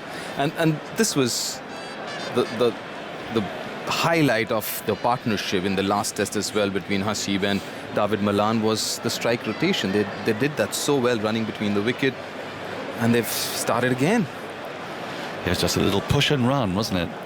Rory Burns is you see the disappointment on his face on the replay. Playing at his home ground, he knows it so well, and he knows he's been out like that many times before. But Hasib Hamid now on strike. Bumrah into the right-handed Hamid. He comes forward in that solid forward defensive. Not yet off the mark. It was a feature of the Headingley test in his innings, with his forward defensive, Andy. It's the third time Bumrah has dismissed Burns this series for just 31 runs in 108 balls. That's 18 overs. 3 for 31. Are you able to get me this? I mean, you probably don't have stats on played on, do you? Because it'll just be bowled, won't it? But I mean, bowls generally from Burns. I'd be interested to know. Bumrah into Hasib, and Hasib lets this go by. It's a rapid delivery. Got his gloves out of the way and lifted his hands high. Ball goes through to Rishabh Pant. There's no run. 6 for 1, England. Yeah, I wouldn't mind seeing a short leg there for Hasib Hamid and just pull back the length a little bit. Yes, you want to bowl fuller with this new ball, but then just keep him guessing with that short leg in position as well, with that shorter one, which I still think the Indian bowlers haven't tried enough of to Hasib. Bumrah runs away from us. Hasib Hamid on strike, last ball of the over, and he goes for this, gets an edge to it, and is gone. England have lost their second wicket. Hamid goes for a duck, pushing at a ball wide outside the off stump. It jumped on him, it leapt on him slightly. A really good catch from Punt, moving away to his right. England have lost both their openers. Inside 3 overs, they're 6 for 2. Yeah, again, that length there. Back of length, because he commits himself on the front foot a little too early, and he wanted to play off that length off his front foot, but it was planted. And a hint of swing away from him, and feathered it to Rishabh Pant, who takes a really good catch. Hasib Hamid gone without opening his account, and England are 6 for 2. Game on. As Virat Kohli down here is really trying to get the crowd pumped up. There's a large section of the Indian fans away to my right, the JM Fin stand at the Vauxhall end, and he's been really trying to whip them up into a frenzy, and now they're on their feet because they know their team's right back in it. England rocking here at 6 for 2. Joe Root, who's had a terrific year and a terrific series, but he's now coming out with his side in a spot of bother. They've had a great day up to now, but both openers have gone. He'll be at the non-striker's end. I think Umesh is a really good bowler for Joe Root, because I was mentioning a while ago the fact that his natural length is fuller and he gets the ball to swing away. He should be the one bowler who might pose a little more problem for Joe Root. Right, so Umesh is going to come around the wicket to the left-handed Malan. Deep's taking a break. And Joe Root would not have wanted to come in so soon. 6 for 2. He's done it a few times before, in fairness. It's not unusual to find himself in this situation. But India have really got their tails up, and Kohli's trying to whip up frenzy in the crowd. It's got that feel again, that Lord's feel. 3 slips and a gully. Umesh is in to Dawood Malan, who lets this go by outside the off stump through to the keeper. Phil Tufnell has joined us. It's all happening. It's all happening here at the Oval. Yeah, Joe Root hardly had time to have a shower. You kind of like to come off and get yourself fresh and ready to bat. It might have just been a little douche under the arms, a little sloosh. Yeah, flannel. Yeah, quick, you're in. Yes. I mean, Hasib Hamid's going to be extremely annoyed with himself when he sees that shot back, I think. Well, it's the bounce that undid him, wasn't it? Umesh is into Malan, who pushes into the offside, wanted a run, but went straight to cover point. There's no run. It was quicker, and it was wide outside the off stump, and Hamid's shown great judgment of what to leave, and almost out of nowhere he's tried to play what would really have been an uppercut. I mean, had he got anything on it, where was that going to go except down to sort of backward point at best? Well, what Bumrah does do is he rushes you. You know, it's that action that you kind of, all of a sudden it's on you, and I think that what did Burns as well. It sort of came back at him and did him for pace a bit.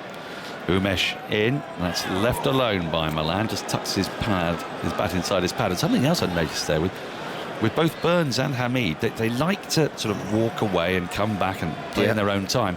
Bumrah was having none of it. Yeah, Bumrah was just coming in. I'm ready, come on, you get ready. Because you have to be, don't you? Yeah. Once the bowler is at top of his mark, the batter has to be ready. Of course. According to the laws. And it just rushes you, it gets you out of your little process and your rhythm. And both of those, as you say, it was on them a bit quick. Yeah. Umesh Yadav into Balan, who cuts a wide ball. He's nowhere near it. It goes underneath his bat, actually. It's under edge through to the keeper. England are 6 for 2. If you just nipped out when India were bowled out for 191, thinking this has been England's day, well, it might yet still be England's day, but India have got their tails up and they're coming for England here. They know that the series hangs in the balance. It's only on day one. This series is not the series to nip out. No. It's been a thriller, hasn't it? It's been really good. It's been a cracker. Oh. It's been brilliant. As I say, Test match cricket, what a day. We've had it all at the moment. Bowlers on top. Umesh into Milan, who defends on the front foot. Bat and pad close together. Ball thuds into pad. And there is no run. 85 miles an hour, that ball from Umesh. 6 for 2 in reply to 191 all out. Which should have been 170 perhaps. Probably 170, yeah. Well, it could have been. I mean, if Tucker... Yeah. Oh, catches dropped. Catches dropped. Haven't we dropped 4? I think they did, yeah. I think they did. Yeah, so that... I mean, there was one that literally did not count, which was the one the last one that was dropped at first slip. Yeah. As Davies in, pushed into the offside. There's no run because off the drop, the run out came. Yes, but that's still a chance, isn't it? Yeah, but it's the same ball. Yes, I know. But I know what you mean. Yes, still a drop catch. Still a drop catch. Still a drop catch. Does that go in the stat book? Well, does it go in your book, Andy? It's in my book. Yes, there you go. For a drop catch. There you go. Do you want a duck update? Yes. I'd love a duck update. England have had a lot of ducks this year. All manner of records have already been set, and they're extending their lead. Most ducks by openers in a calendar year by a team. Come on. 11. Previously, worst was 9. Top 3 ducks, now 17 this year. The next most by a team, England in 1998 with 13. And overall ducks now on the podium with 41 ducks this year. We are blessed, aren't we? We are. Still need 13 more to match England in 1998. Right, Bumrah into Root. Crucial passage of play, this. Get Root now, India. Oof. This is his first ball. Bumrah into Root. Root comes forward, pushes into the offside. It's fielded. At point, there's no run. And look, English fan pessimists will be saying to themselves, well, he's got to fail at some point. He's had 3 consecutive tests with hundreds in them. Yes. He can't keep on doing it. 4. And now is the moment when England really need him to. We need 4 on the spin. It's going to be a big ask, but if anyone can, he's in such sparkling form. Great nick, Joe Root. But he's got a Bumrah here. He's got figures of 2 for 1. He's got a 2.1. He's got a Bumrah. He's got a Bumrah who's coming after him. 3 slips and a gully. And Root dabs into the offside in that trademark fashion. His head goes down, his back goes up. There is no run. It's picked up at point. 6 for 2. I thought Headingley was too good. 100 partnership. Yeah. Solid base. That wasn't going to happen again, was it? No, God, no. Silly of me to even think it would. 5 for 2. 6 for 2. Yeah, well, England had a bit longer to bat that day. They bowled India out for 78, haven't they? Whereas hour and 20 minutes to bat. Yeah. And India have taken their chance well so far. Bumrah into Root. Root dabs this down into the gully region. Won't get a single for it. There are 3 slips and a gully.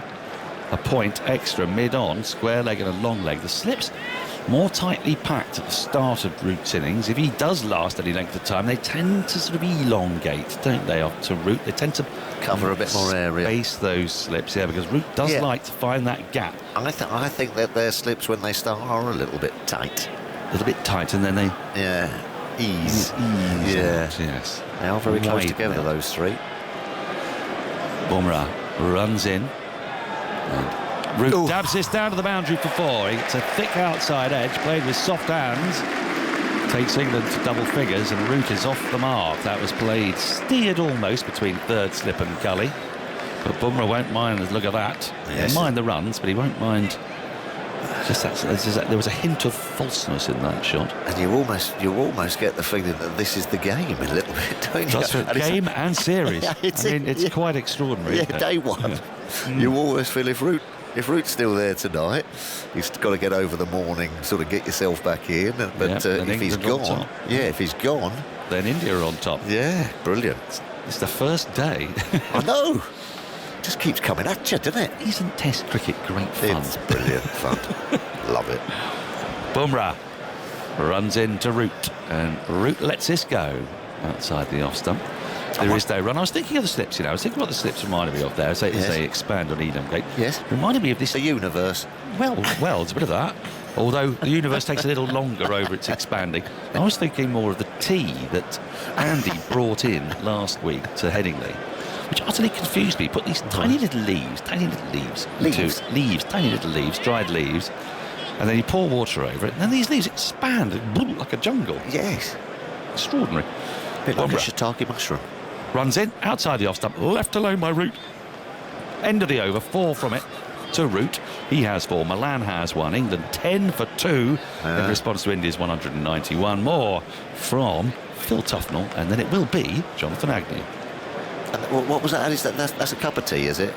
That's how you make your tea, is it? Was it like a herbal tea? just leaf tea. Yeah, dried, and then sort of like when it whoosh. Yes. Nice. Delicious. Yeah, very good, very good. Well, it's been a cracking start by India again. Just what you need when you feel that you've been bundled out and haven't made the most of a batting day at the Oval, and then 2 quick wickets. Pressure's on again. Oh, Andy, sorry. Bumrah's 99th Test wicket. Well, 98th and 99th. 10 for 2. What an extraordinary day. And we started it together tough as I don't think we imagined we'd see 12 wickets falling. No. Yadav's on his way and bowls, and Milan drives him. Doesn't really time it out to cover. And there's no runs. Extraordinary shots played. Really have. I think if I were Ollie Pope, waiting to go in next up there in the dressing room, I think I'll just draw the curtains, close them, let me know when I'm in, thank you, and just not watch. Yeah, because it's, what's he thinking? Well, I'm going to get myself in, or am I going to have a bit of a go, or what am I doing? It's just, it's been a scrambled mind day, hasn't it? Again. Totally frenetic. Yeah. And it sort of showed a bit with Jadeja coming up to bat number 5 as well. That was an odd one. Yadav from the far end moves in bowls, and Milan's beaten. I think Tests kind of going that way more and more, aren't they? What happened for the old 230 for 3 on the first day? Well, they weren't much fun either. No, they weren't. No, I prefer it this way because it's edge of your seat stuff. Go on, lads, go and see the shine off. We'll see you at tea. Yeah. That used to be the cry, didn't it, when Boycott and Edrich would walk out to bat. Aeroplane wheeling round here, coming in an unusual direction, actually. Yeah. Where's he coming from, John? Pale blue sky, I don't know. Well, usually. I think goes Yadav, bowls outside the off stump, goes whizzing past the outside edge. He's got a great view of the Oval, whoever he is. He's going to tip his wings right over us, isn't he? He is. He's taking off, isn't he? I hope so. I'm not sure. There's so few aeroplanes up at the sky still. Yeah. And normally it's a constant stream going over the Oval into Heathrow. Here he comes. Look at that. What's that? That's a jet, isn't it? Two engines off the sunnier climb somewhere. Yes, but I think he's going to land somewhere because his wheels are down. Oh, okay. Where he's going is Yadav bowling outside the off stump.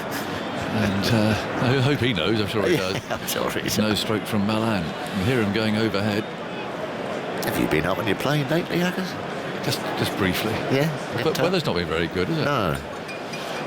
So I'll tell you about my Spitfire experience another time. I saw it. You told me the other day. Fine. Yeah, I told everybody. Yeah, lovely. Well, very, very exciting, I'm sure. It was quite exciting. 10 for 2. Long shadows stretching away there as Yadav comes in from the far end, bowls, and Milan defends. A very full ball. Kohli liked the look of that. His arms were outstretched. He's just so animated. The shadows stretching on from the stand, the OCS stand that we're sitting in. That's an awkward shadow, that is, actually, because that's one of the pylons right across the length that Yadav will be slamming it into. It's always a difficult ground, this, for fielding, don't you think? Yes. The brickwork around the outside and the bright sunshine. And it's on a slight upturn sort of saucer, isn't it? It's not an easy ground to field. Comes zipping at you. 10 for 2. In comes Yadav, bowls short, and Milan swings it away, doesn't get hold of it. He picks up a single, the ball dribbles away for Pant to go and retrieve on the way down to fine leg. There's nothing from the umpire there apart from a call of over. So we'll take a bit of a breath. It has been an extraordinary day. India put in, bowled out for 191. There were 127 for 7. Kohli had made 50. Pant was out for 9 at that stage, having a slog had been caught in the deep. But then there was this innings of 57, the fastest ever half-century. Ever? In a test match. No, second, was it? Or was it Gilbert Jessop's quicker? No, it's fastest 50 at the Oval. Jessop came as the quickest 100 at the Oval. The fastest test 50 ever scored at the Oval. And there have been a few test matches played here by Shardul Thakur, coming in at number 8. And he blocked a few at the start. He did block a few. He put on 43. No, he didn't. He was dropped on 43. He put on 63 in 8 overs. Wow. With Yadav. Wow. It's incredible batting. I mean, a lot of slogging and swiping going on. And they got the score up to 191. And now England have lost 2 wickets in reply. And Bumrah moves in and bowls very full. Malan waits for this, plays with a very straight bat. Plays out into the offside. Now what's the umpire seeing here? He's wondering... just pressing something down. So it couldn't possibly be bad light, but umpire Illingworth there has seen something. He's pressing down. I think something that I hadn't seen before. Saturday Toughers. Yes. At the start of tea. Yes. A lot of the ground staff were out on the outfield, armed with very long forks, little ones. Yeah. In goes Bumrah, bowls outside the off stump. There's no stroke. Like you do your raised beds with. Yes. Nothing more than that. Sort of 3 prongs. Yeah. With very long handles. Yeah. And I mean, it reminded me of sort of people who clear up after equestrian events like polo or dressage. Stabbing sort of carton. Well, just making sure that the turf is all beautifully laid out and even and level. Or on polo you see them, or even tending to a golf bunker. After a chucker. Never seen it before. Exactly. That's exactly it. In goes Bumrah over the wicket, bowls, Milan comes forward. Well, so they were all over the outfield. Yes. Just ever so slightly and delicately, just prodding at the outfield, just taking out little divots and things. Well, it was wet, wasn't it, the outfield to start with, they said. He said it was quite damp. Was it? Yeah, so perhaps it's just churned up a bit. Yeah. They're just putting it all nicely. But there must have been, I don't know, half a dozen of them. Yeah, okay. 11 for 2. Bumrah strides in now. You never know when he's going to start to run. And now he's on his way. Bowls down the leg side. Milan says, thank you, I like it there. Have at least 2.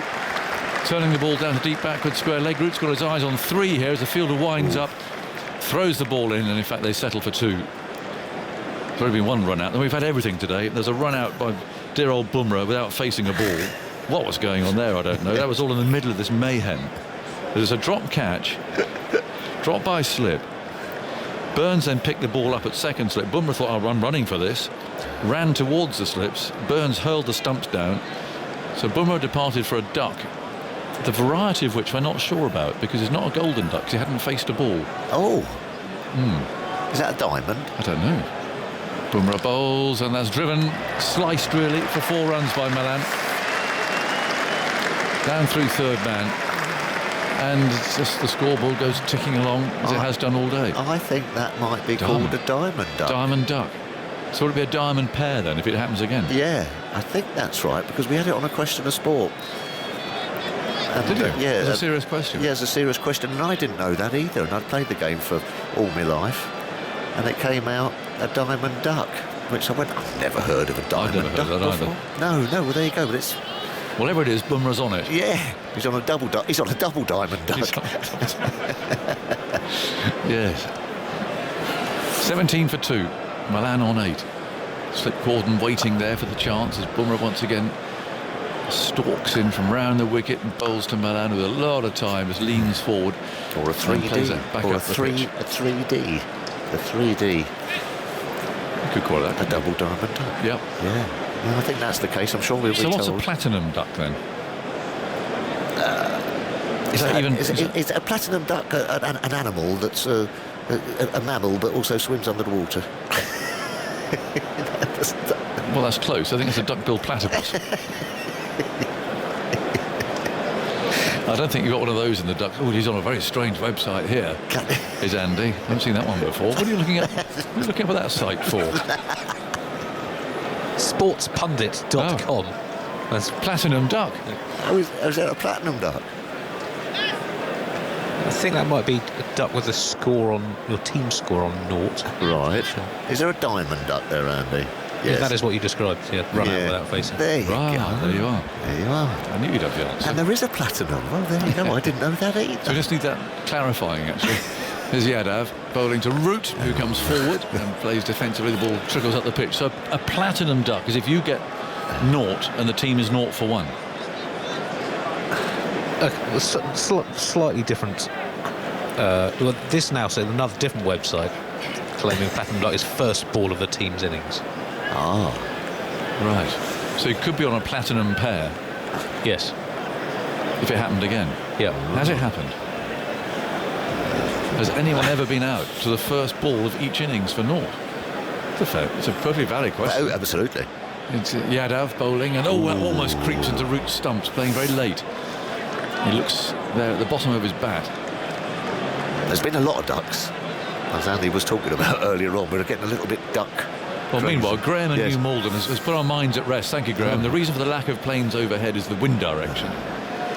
They're landing from west to east, but the plane we saw was going to land at London City. That's why its wheels were down. Oh, that's where I went the other day, London City. Did you? Yeah, nice little airport.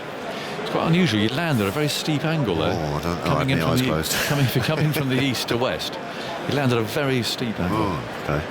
Don't know why. 17 for 2. Yadav's on his way. Bowls. Hits Root on the pad. There's a howl of an appeal from behind the stumps. I'll take anything as far as Root's concerned at the moment. He's been given not out, and Yadav holds his head in his hands. So we finished the ducks, have we? Yeah. Okay. But you haven't looked up the first ball of each innings in a test? I was just looking that up. Okay. Does it just happen, Agus? I've got to send it down to my warehouse full of infinite monkeys to... Can I tell you, there's only one person on this bench who's entitled to feel frazzled at this very, very moment, and I'm going to tell you why in a minute. Oh, okay. In comes Yadav bowls, and that's flicked away out through mid-wicket. Lovely shot from Root. 4 runs through mid-wicket. Ollie Wilson, Diamond Ducks, the first ball of the innings. A Ruby Ducks out without facing a ball. There you go. So you can. Oh, I've never heard of what that. You think of that one. A Ruby Duck. I've heard of a Ruby Duck. No. Is that sort of a curry? I don't know. Peking duck. Yeah. Anyway. Go on. Why are you frazzled? I want your advice. Yes. Oh, yes. It's lovely. not often enough. Yes, ask Snuffers. No, well. I'm just pretty desperate. Yes. You know the sort of pressure I get on the home front. Well, take a breath and relax, and then talk to me. Yes. What's happened, John? The scene just down the road is this. In comes Yadav, bowls and Roots on the back foot and plays down to gully. Yes. Going for a nice dinner tonight with our very good friends Richard Stilgo. Oh, yeah. Lovely Richard and his wife. We try and do it on the first night of the Oval Test match every time. It's going to be lovely. Really looking forward to it. Emma's coming down. As you know, we haven't had much, nights out, evenings out. No. High excitement. Yes. My hotel, and I'm going to have this out with them because they've been part of the problem with this. Right. They've said that for COVID reasons, your room will only be cleaned every 3 days. Oh. Here's Yadav bowling outside the off stump. It's wide and chopped by Root for 4 into the shadows. Down to third man it goes. Nice stroke. Score's rattling along, 25 for 2. So I phoned reception and said, I think this is unacceptable. Where's my rebate for the 2 days that housekeeping isn't working? No towels? Well, nothing. No. So I said, I'm sorry. So they said, fine, we'll do it. So yesterday morning they arrived, I think on purpose, very early, like 7 o'clock, banging on the door to do the room. Yes. So this morning, I'd already arranged for the room to be cleaned last night. Yes. I put the DND on the door, do not disturb, so they didn't come banging on the door at 7 o'clock this morning because, my first appointment was Radio 5 Live, caused away. That's a 20 past 7 get up. Get ready, isn't it? Get yourself. I made a bit of a mess in the room. I'll be the first to accept. Sometimes in a hotel room, I'm not the best. And I knew they were going to clean it up anyway. Oh, right. So you know what's happened, don't you? No. In goes Bumrah around the wicket. Hits one out on the pad. Appeal for leg before wicket. They liked it behind the stumps, not so much Bumrah. And the umpire gives that not out. And I think a bit high and leg side. And Bumrah's not going to appeal that. Yes. Come on. What's happened? Well, I forgot to turn it off. Oh, you forgot to take the DMD off. So Emma's arrived. It's an absolute pigsty. Total pigsty. Oh, she's not happy. She's not. No clean towels. Absolute rage. Yeah, bath's all grubby. Socks everywhere. I think I might have stayed here tonight. Wow. Bumrah around the wicket, bowls, and Milan plays maybe just inside the line of that. That's your fault, is it? Have you been blamed? Of course it's my fault. Yes. A flurry of very angry messages. Oh, no. So dinner's looking in jeopardy. Well, a happy dinner. Oh, dear. Or a sweet-smelling dinner. Well, I'm sure it might not be for two. Oh, no, Well, I know. threats are there. She'll get over that. Well, there you go. Haven't we all done it? I mean, I know it's kind of first world issues. Well, I don't know what you mean by what have you done in that? Well, it's just been normal. It goes Bumrah around the wicket, and it's played out to mid-off. And then, no, I mean, we haven't been done anything like that, you know. I think I was just kind of, it's not a very big room. Oh, well. I'm sure a nice bottle of something cool and crisp and a nice bit. Where are you going to dinner? Where are you going to dinner? Somewhere in Covent Garden. Oh, nice. What, Italian or something? Or a bit of fish? I think it's Italian. Oh, well, there you go. Nice plate of Milanese. Right. Well, you've got to get there first. Oh, right, OK. 25 for 2. Well, you'll have to let us know how it goes tomorrow. There's Bumrah, bowls, Milan.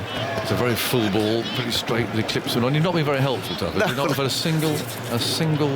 Well, I tell you what a encouragement. good idea could be. Right. Could be then. You could say, well, when I left it was completely. Oh. Someone's been in and, you know, made a mess in. Yeah, turned me over. There you go. Can I blame you? Yeah, you always do. I'll take the blame for you, John. Say that I went back to get your pass. And yes, Phil. And he just went berserk in there.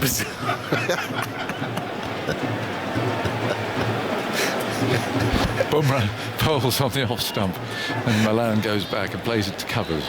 Well, it's a get out. It's something to work with. I might go and try it in a minute. I've got 5 minutes to get. Andy, you got any thoughts? Well, not on the. Oh, we're on our first ball. Remote tidying of a hotel room. I don't. That's not part of my job. No, but who's ever had a diamond pair? There's been one in. There you go. Oh. Was it worth checking?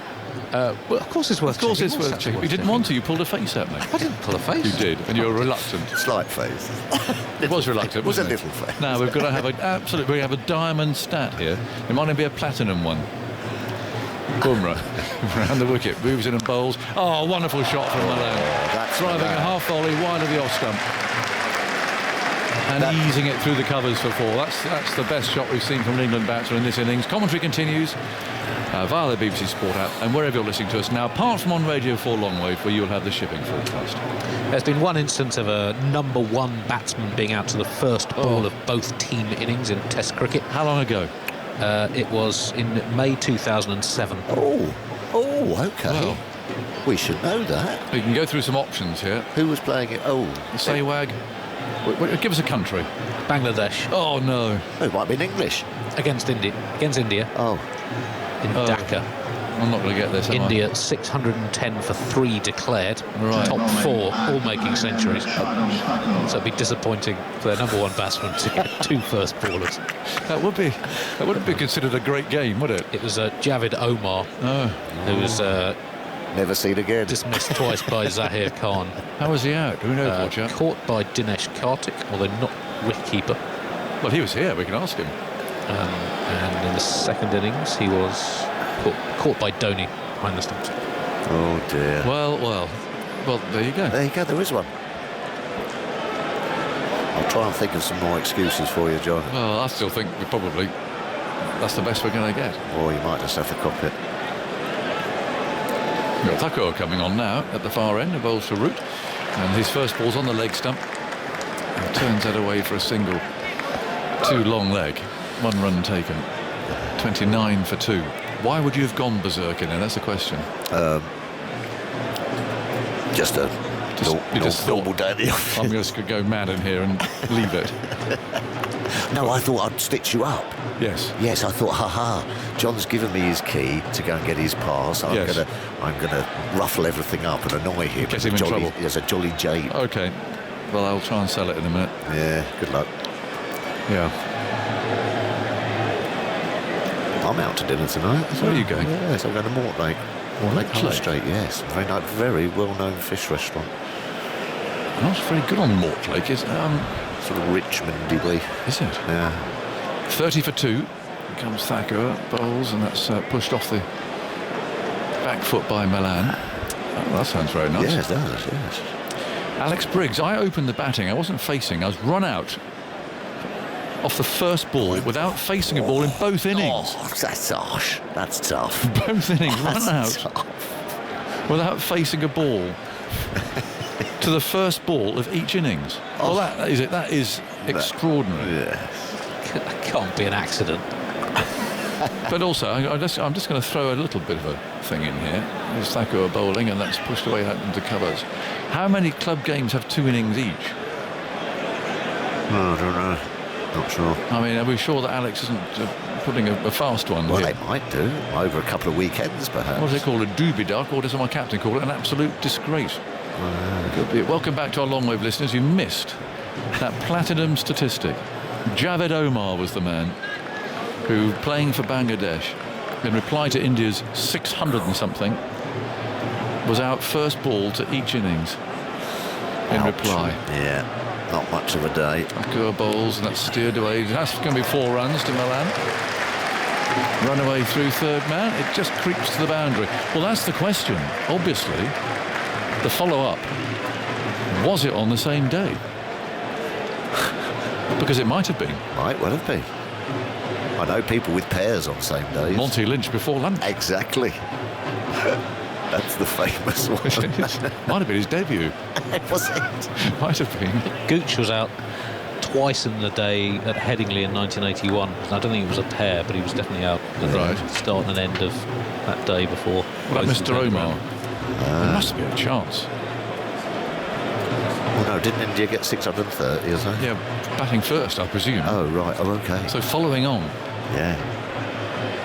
Thacker again, bowls, Milan drives, punching it out towards mid-off. Oh, dear, he's gone down a bit heavily there. The fielder there is having a bit of a hobble as well. Might be Yadav, that feeling his leg a bit. Bumrah, isn't it? It's Bumrah, yeah. I think that's where Jimmy Anderson did his knee. Yeah. It wasn't on the same day, it was on days 2 and 3. India at the close of day 1 were 326 for naught after both openers had retired after scoring centuries. They retired in a test match? Had enough. That's extraordinary. Where was this? It's in Mirpur in the stadium in northern Dhaka. Yes. Crikey. Go bowls, played by Milan, out to cover. And there's no run. Well, thank you. Tough as you've been. Well, I'll try. I'll try my best. Very helpful, but I know you've tried, and I appreciate that. Thank you. We'll see you later. Ebony's coming in here. Simon having a double change. They haven't actually been terribly successful at moments today, but we're having a go. So Ebony, if you can plug yourself in and offer your thoughts for the last half hour of play. Look at the overs remaining, which is ridiculous. I can't see it now, but 15 overs left in the last half hour. And then Simon's going to come in here. Cheers, Aggers. Yeah, it's been an interesting little session there for England, who've had to deal with 2 quick wickets, which arguably with the conditions the way is, they would have liked to get to end of play without that loss. However, it just feels like things have mellowed a fraction, Simon. So yeah, chance for England if they can get through to the end of today. That just gives them a reasonable platform. Yeah, 34 for 2. It was 6 for 2. They've calmed things down a bit, but India will feel if they get one more before the close, they're still in this test match. 191 all out. India. It's going to be Siraj to bowl his first over in this match, and he's got Root at the far end. Root's been very successful in that head-to-head with Siraj so far in the series. He's dominated him. There is a deep third in. Here is Siraj bowling, and Root gets one on the hip, and he nudges it for 4 runs down to fine leg. That was a bad start from Siraj. They're straying in line, and Root ease it away. Genuine leg glance takes him to 17. 38 for 2, but surely he's got to fail somewhere on there. You can't keep churning runs out, can you? Well, one thing is, I do think India have made a lot of mistakes from that. They did it up at Headingley, which is just bowling short back of the length, where he loves to just get back and punch it in the covers or work it off his legs. And again, that shot is very similar. Siraj tries again, bowls to Root, and Root plays with soft hands there, opening the face, running it down into the gully. That very typical Root shot. There is a fielder on the boundary now, though, behind square on the offside, in front of the MAR Galadari stand, the new 3-tiered stand here at the Oval. 38 for 2. Malan 16, Root 17. We've had 12 wickets in the day. And around about 230 runs. Siraj bowls, Root plays defensively into the onside towards mid-on. And there is no run. Some championship matches coming to their conclusion on the final day. Of course, the first round of the last batch of matches where the teams are split up into 3 divisions. Only 6 teams can win the championship. And there's a remarkable game going on between Hampshire and Yorkshire, where the big block has gone on from Hampshire today. Mason Crane batting 197 balls for 28. Here is Siraj bowling, and Root dabs that away into the offside, down towards deep third, and they go through for a single, and it's 39 for 2. And Hampshire, with 7 overs left and 9 down, 177 for 9, but that innings has lasted for something like 110 overs, something like that. Vince was dug in the last time I saw. Whether he's still there, I'm not sure. I have to get the scorecard up. And there was also a remarkable game at Bristol in the second tier, where Gloucestershire were 1 wicket away from following on yesterday, and they've won the game by 6 wickets against Northants. 39 for 2. Here's Malan on strike. Siraj over the wicket, bowls. That's on the pads. Not great bowling. It's clipped away for 4. Well, that was a gift from Siraj. He's not got his line right in his first over. And you can bowl all day at batters at this level, and they'll hit you for 4. No, Vince is gone. It's Abbott and Brad Wheel together for the final overs of that match. Yeah, 177 for 9 from 108 overs. Hampshire looking to block it out. Dig deep. Yeah. Anyway, back here it's 43 for 2. Commentary on the website. If you just wanted to pop over and listen to the end of that game to see whether Yorkshire can finish it off or Hampshire can hold on, or you can, I don't know, listen on a radio on one ear and commentary online on the other if you want to. Here is Siraj bowling, and that's not a great delivery again. It's on the pads of Malan. Easy runs, 2 more through backwards square leg. The shadows of the OCS stand nearly on the pitch now. Shadows from the floodlights cutting the pitch at the far end. Very much an early autumnal scene here at the Oval, late summer, depending how you look at it, whether your glass is half full or half empty. Yeah, definitely moving towards the autumn feeling, isn't it? Although we're in for a heat wave, aren't we? Are we? Yeah. When's that coming? Sunday, Monday time, 27 degrees, something like that. Yeah. You can't predict this summer, really. It's not quite been the summer everybody would hope for. It's also seemed to race by as well. Where do the summers go, Ebbs? Yeah. Time is ticking very, very quickly. 45 for 2. Milan goes to 22. And that's the end of the over. So how many do you have off that Siraj over? There's 11. The partnership 39 from 8 and 28 from the last 4 overs. They're releasing the pressure. Definitely. Here is Tucker, who made that rapid 50 earlier. Goes in now and bowls to Root. Root forces him away. Nice looking shot off the back foot, but they have got that deep backward point in, or deep third. Root's coming back for the second, hustling back for the second. The throw's wide and wild, and he got there easily. Root avaricious for runs. Again, he's just able to get on the back foot and just nip it around. I'd love to see them just challenge him, having to get forward. That sort of length that the England bowlers are forcing the Indians to poke and prod at. He's just got so much time off the back foot.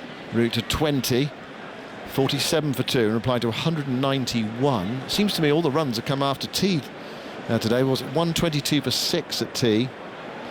So we've had well over 100 runs in this final session so far. Here is Tucker going into bowl to Root, and Root guides it away again off the back foot, square with the wicket, out towards deep backward point. And this time it's only a single. The throw comes in a bit closer to punt, ending it up to 48 for 2. Root to 21. Milan is on 22. Hamid out for 0. So what have we got from Hamid so far? 0, 0, 9 and 68 in his 4 innings since his return. And Burns played on to Bumrah for 5. 2 wickets for Bumrah, who had, well, he was run out without facing early. And it was his fault as well, because he called Umesh Yadav through after he was dropped at slip. I mean, a mad end to India's innings. Thakur goes in, bowls to Malan, who guides it away down towards deep third, chases on. Siraj is after it, picks it up well inside the rope, sliding stop. And they are back for 2 more runs. Cuffed away by Malan, using the pace of the ball, and runs are flowing. 50 for 2. We're only in the 13th over. And 50 up, yeah. Malan to 24. Yeah, nice bit of stability. Both these two scoring at a pretty similar rate as well, and have just nullified that excitement from India, who looked like they were about to go on a charge. Malan has just been organised, kept his game compact so far. Root, as ever, busy but tidy with his technique. At 119 runs in 2 hours cricket since tea. Thakur round the wicket, bowls to Malan. Malan in behind that, playing defensively back up the pitch. And there is no run. And we had that 10 minutes between innings, so we had 2 hours cricket, yeah, since the tea break. And before tea, we had 122 runs in 51 overs. So there's been a bit of everything today. And the game has progressed hugely. If England bat tomorrow, they're still batting or take their innings to the close of play just about tomorrow, then they'll be in a very strong position in this game. Thakur bowls to Malan, who takes it off his hip down towards fine leg. Pujara is there, and they're through for a single. Sun's gone behind some cloud now, but the light is good enough, I think, for us to get through till 6:30 tonight. We're very definitely, in actual fact, the floodlights aren't even on yet. And it was dark by 8 o'clock last night. Don't say that. Don't. How the weather has changed. It was freezing yesterday. We were doing the England women's game down at Chelmsford, and it was winter coat time. Well, the heat wave's on its way, don't worry. All right, Monday, Tuesday. Thakur bowls, Root back in defence. But we're going to be here. The offside, and there's no run. We're going to be here. Well, we might be. Indoors. It depends how this game goes. The way it's bounding along at the moment. 51 for 2 at the end of the over. And you can watch highlights of this action-packed day on Today at the Test. BBC 2 from 7 o'clock tonight. Or you can catch up on the iPlayer at your leisure, or you can see video clips now on the BBC Sport website and app. Yes, in all today, we've had 242 runs for 12. And we're still going to be well short in terms of the overs. What is it left? Still 13 overs to bowl. Gone 10 past 6. I wonder England will be in the dock for a few more Test Championship points. And more stuff is being run on as we speak. Someone's got the physio on. It's all... Rishabh Pant has been treated as if he's got cramp out there. He's hardly done anything today. He's kept wicket for 13 overs, and he batted for how many balls? Well, 32 or 33. Some of those big swipes, though, that could stress something. It's one of those ones sometimes you can swing so hard you cause yourself a little tweak. Well, unless he has tweaked something, which is a big worry for India if that's the case. I mean, it looks as if it's cramped, though, doesn't it? That's the impression. That sort of straight leg stretch with the physio on, but it's possible that he's just pulled something in the back of his hamstring, which it would be bad news for India. What are they going to do? Is he going to continue? Well, he is at the moment, I think. Day one. If it's cramp, they just need to get some of those electrolytes and get the salts going. If it's something else, though, that becomes a little bit trickier. Well, they're loading him up with a pink drink, which I guess is that get the salts back in the body. You do sort of feel if you can have cramp on an early September day at the Oval when you've been in the field for 13 overs and you've batted for 30 balls, what's it going to be like in Chennai when you have to keep wicket all day, or having batted the day before? Anyway, he's going to continue. We're moving towards the close of play on this first day. We've still got 17 overs left, and the sun's back with us. Half the ground in sunlight, half the ground in shadow. And it's going to be Milan to take strike. Wokes with 4 earlier, 4 for 55. Robinson 3 for 38. Anderson not quite his best today, 1 for 41. And Overton 1 for 49. Here is Siraj looking to make something happen. Bowls outside the off stump. No stroke from Milan. His last over went for 11 and he struggled with his line. It's one of those where maybe just started a bit rusty. Can he tighten to the stumps and probe a little bit more? I think this is the difference with England's bowling as well, wasn't it? All 4 felt like they were on the money from ball 1. So here you've just noticed a little standard drop with Siraj. Siraj sets off again. He's up the stumps now, bowls to Milan, and Milan plays defensively into the offside towards cover. And there is no run. So is Milan now set in your Ashes batting lineup? If you're now thinking wrap up this series, getting to the winter. Well, we're in the 4th test, and he came back and batted well at Headingley, and he's shaping well here. I think he's almost certain. And you think, look at his record last time as well in Australia, where he averaged 42. It's hard to argue against him, really. Here's Siraj bowling to him wide of off stump, leans forward and lets it go. You know, when you look at the others at the top of the order, there's not much evidence in favour of them. So he's done all that's required of him so far. You know, he's come in at the right time in the series as well after some failures. So he's not got that much time to fail, if you sort of mean. And you know, the England hierarchy these days, they like to give players a chance. One thing I think about Milan when you saw his name added to the crease is just experience, right? Was he 33? Comes in looking organised, knows his game. Siraj bowls to him and it's turned down towards fine leg for a single. Milan to 26 and England to 52 for 2. I was talking to Ramps about it. I've never really understood why batters don't get picked so much later. Batters usually know their game around 28. That's when they kind of start to mature. And then really, if you stay fit, you've got to 36 as a window of a really good batting period. I always wonder why we don't see more people later in the career or given a go more. So let's say a Vince who we write off quite quickly. Actually, he's still got so much batting potential time available, or others. So, you know, I think now when you look down this batting lineup, it looks actually really mature. You know, going down to Moeen Ali. Siraj bowls to Root. Root in behind it, playing defensively towards extra cover, and there's no run. Whereas I suppose when we looked at the New Zealand, which was exciting because it had the Crawleys, the James Bracey, you know, the young crop. But actually there's something actually feels quite, I don't know, relaxing when you look down the lineup, and there's a lot of experienced heads. Milan, Root, Bairstow, Moeen, Chris Wokes. If you had Stokes in, it's yeah. Siraj set off for a moment. Root wasn't quite ready. Perhaps Kohli's saying something behind, making a fielding change. He's happy now.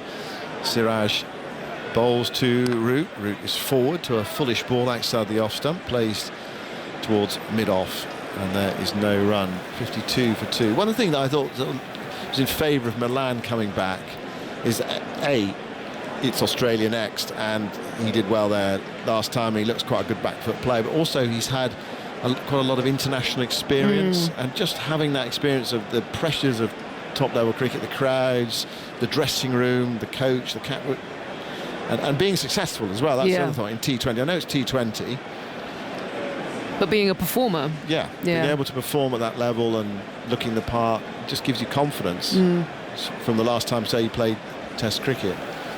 Just a thought, but and so far so good. But of course he could go to Australia and, you know, fall in the heat, but he's definitely advanced his case enormously. 52 for 2. He's on strike at the moment, and Taka is going to bowl to him. Right arm round the wicket, bowls to Milan. It's down the leg side. He tries to glance it, misses it through to wicketkeeper Punt. We've seen very contrasting starts to the 2 innings today. After 7 overs, India were 28 for 0. England were 11 for 2. In the next 7 overs, India made 0 for 2, so they were 28 for 2 after 14. England 41 from overs 8 to 14 inclusive, without losing a wicket. It's been a strange Test match days, really. All sorts happening. There's Taka bowling to Milan, who plays quietly into the onside, forward a square, picks out the fielder. and there is no run. It's not a lot happening. Oh, sorry, Andy, you continue. Also, just pick up on something we touched on during India's innings. The slow starts to teams' innings in this series, particularly in first innings. This is the 8th first innings of the series, 4 for each team, and the first time that a team has reached 50 in fewer than 20 overs. Hard work at the top against the new ball. Yeah, it has felt in the last half an hour or so that England got away a bit. Pressure that India built up has been released. It was a short ball from Tucker and well played by Milan, bending at the knee, letting the ball go past his chest. It swung actually after it went past him. An awkward take for punt. I should say that this innings 50 came up off 12.5 overs. So comfortably the fastest first innings start so far. Tucker's 57 gave India something to defend. These two beginning to give England a measure of control. Nothing the wicket wouldn't change. Tucker bowls down the leg side. Milan for a moment shaped to pull. Realised it wasn't quite there, a bit too close to his body, allowing it to go by. Taken by Pant away to his right hand side. He looks okay now after that treatment for what looked to be a cramp. Wasn't it the old school method of dealing with it is just get chips and chuck a load of salt on it? What, cramp? Yeah. I haven't heard that one. Yeah. Chips. Well, basically the point was to try and replace your salts, and then you go, well, why don't you just get me a plate of chips? I've seen a few people do that back in the day anyway. Tucker around the wicket, bowls another short ball, and Milan pulls out of it. Minded to play the pull shot, decided not to. Swiveled around, dropped the hands. Do you eat the chips or just like wrap them around your injury? No, just lick them till you get the salt. Yeah, get stuck in. Yeah, for lunchtime, could I get a plate of very, very salty chips? Now, especially after the match, if you're struggling. That was my club cricket days as well. 52 for 2. Tucker, last ball of the over, goes in now and bowls to Milan. Another short ball, Milan again not interested.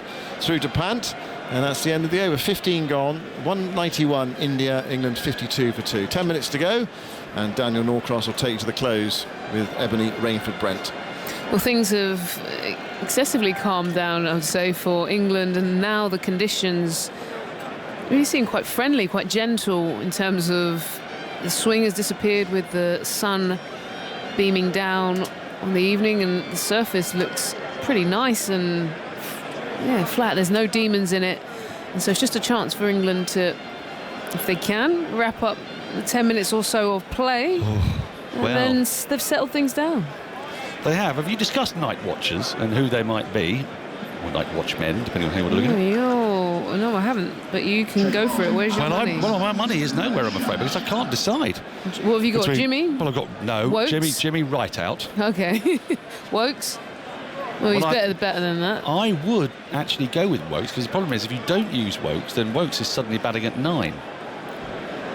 Because he's down on the card at 8 at the moment. Do you see what I mean? Yeah. Start of a new over. Umesh Yadav has swapped ends. He's gone to Root, comes forward and pushes a full ball to point. And there's no run.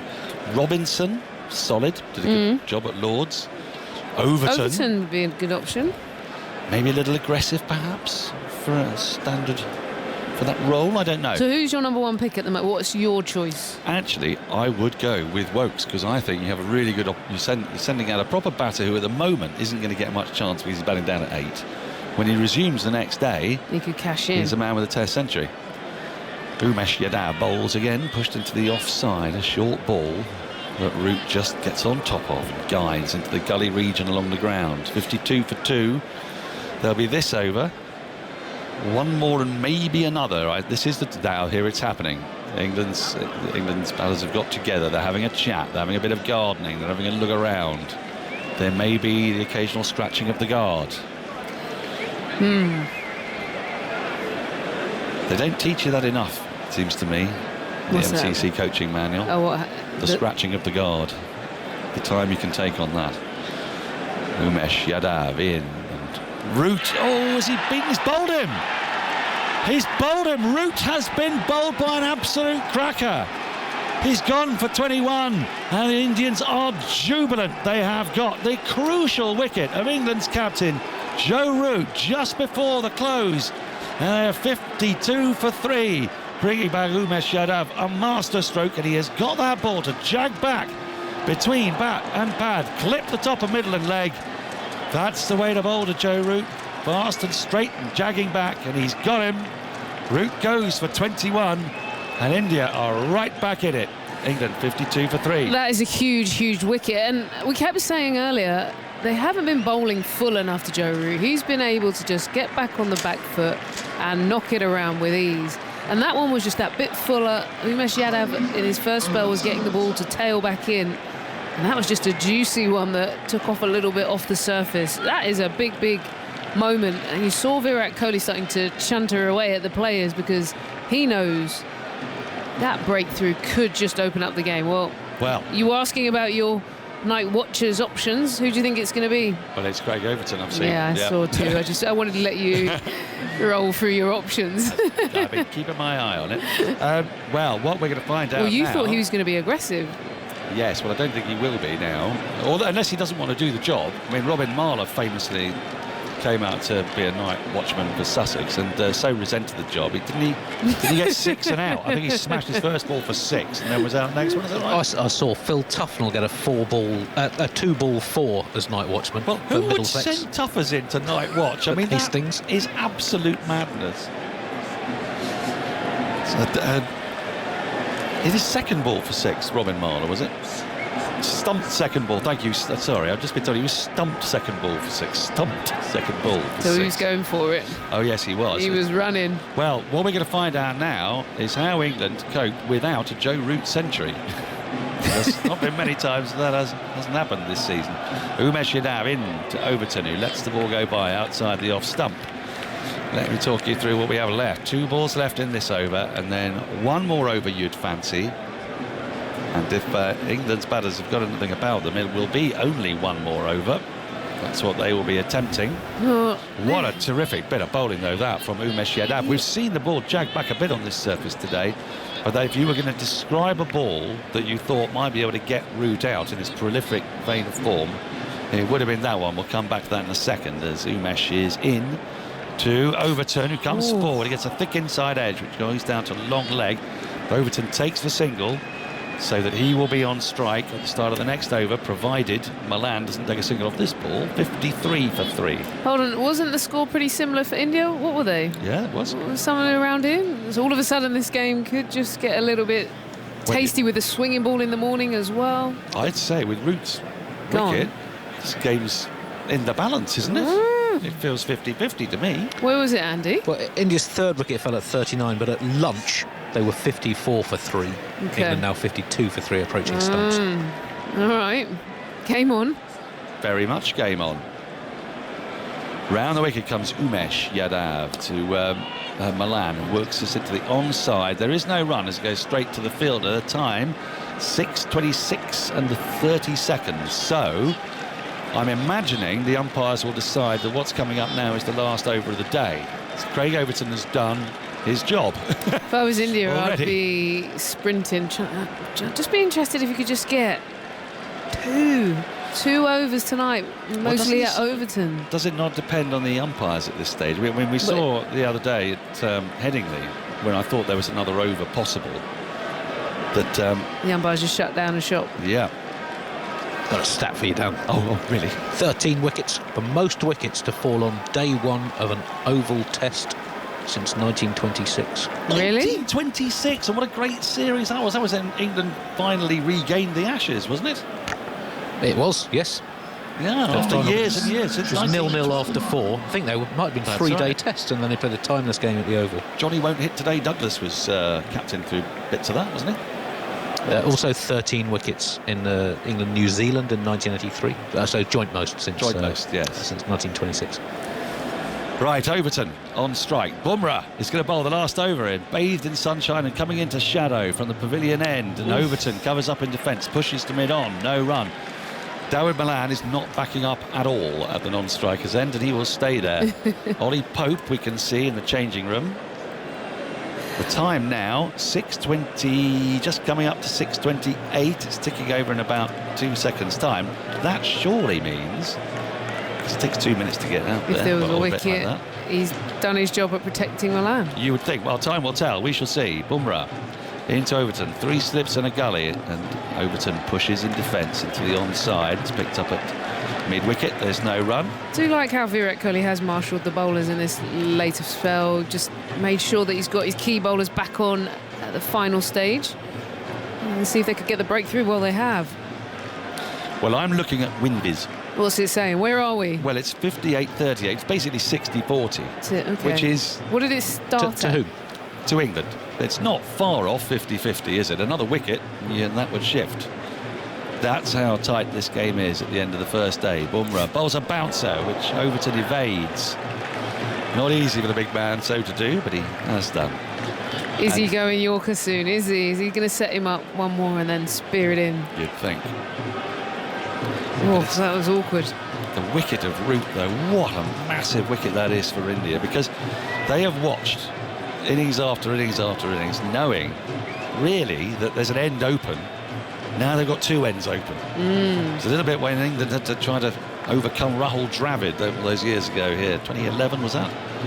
Bumrah, he's into Overton. Overton is wrapped on a pad, but it's a bit high and going down the leg side. There are 2 balls left in the over. We will not get another over in after this. That is for sure, because there are now 22 seconds to go until close of play. The batters have come to have a chat. Nonetheless, just to be on the safe side, they can't see the second clock, so they just see it saying 18:29. And now Milan does a little bit of unnecessary gardening. Bumrah runs in from the pavilion end. 2 balls left in the day's play, unless a wicket falls. And Overton gets up on his toes, defends into the onside. There's no run. 1 ball left. He can take a run now if he wants to. Yeah, he's done well here. That was another awkward length, just tickling that body, getting up into that sort of ribcage area. Just thinking about the morning now, Dan, if there is a little bit of swing available. I don't know what the weather is saying, but oh well. I think if you're India and it is going to be potentially overcast, you'll be very, very excited. You will, and you should be. The drums are beating down below from the Indian fans. Bumrah in for the last ball of the day, and Overton digs out the Yorker that we were expecting. Pushes it up to mid-on. That is the end of the over. It's been the end of a gripping day's cricket. Absolutely fantastic. It was most definitely England's day for the most part. And then in this last hour and 20 minutes, having bowled India out 9-1, India came storming back. Jasprit Bumrah picking up the wickets of both openers, Burns and Hamid. At that point, England was 6 for 2. Then a fine partnership between Root and Milan. Root looked in no trouble at all, hitting a 25 ball 21. Milan's looked very fluent. But a ripper from Umesh Yadav that's cut Root in 2, and it's clipped just the top of middle and leg stump, sending those bails flying into the air. Has meant that England close on 53 for 3, a deficit of 138. Craig Overton is at the crease on 1. Dawid Malan is looking solid on 26. But India are right back in this game, Ebony Rainford, Brent. They will, you'd say it's England's day, but not by as much as you would have said it. Well, when England came out to bat, or you might say 15 minutes ago, just before Root was out. Yeah, the tone has completely changed, Dan, completely from just thinking when they bowled them out. Well, I would actually say India have wrestled back the momentum from Thakur onwards, because they added a bit of runs, then they took 2 quick wickets, and then there was a nice little period, but taking Joe Root, I would argue that latter half of lunch onwards, India have really got back into the game.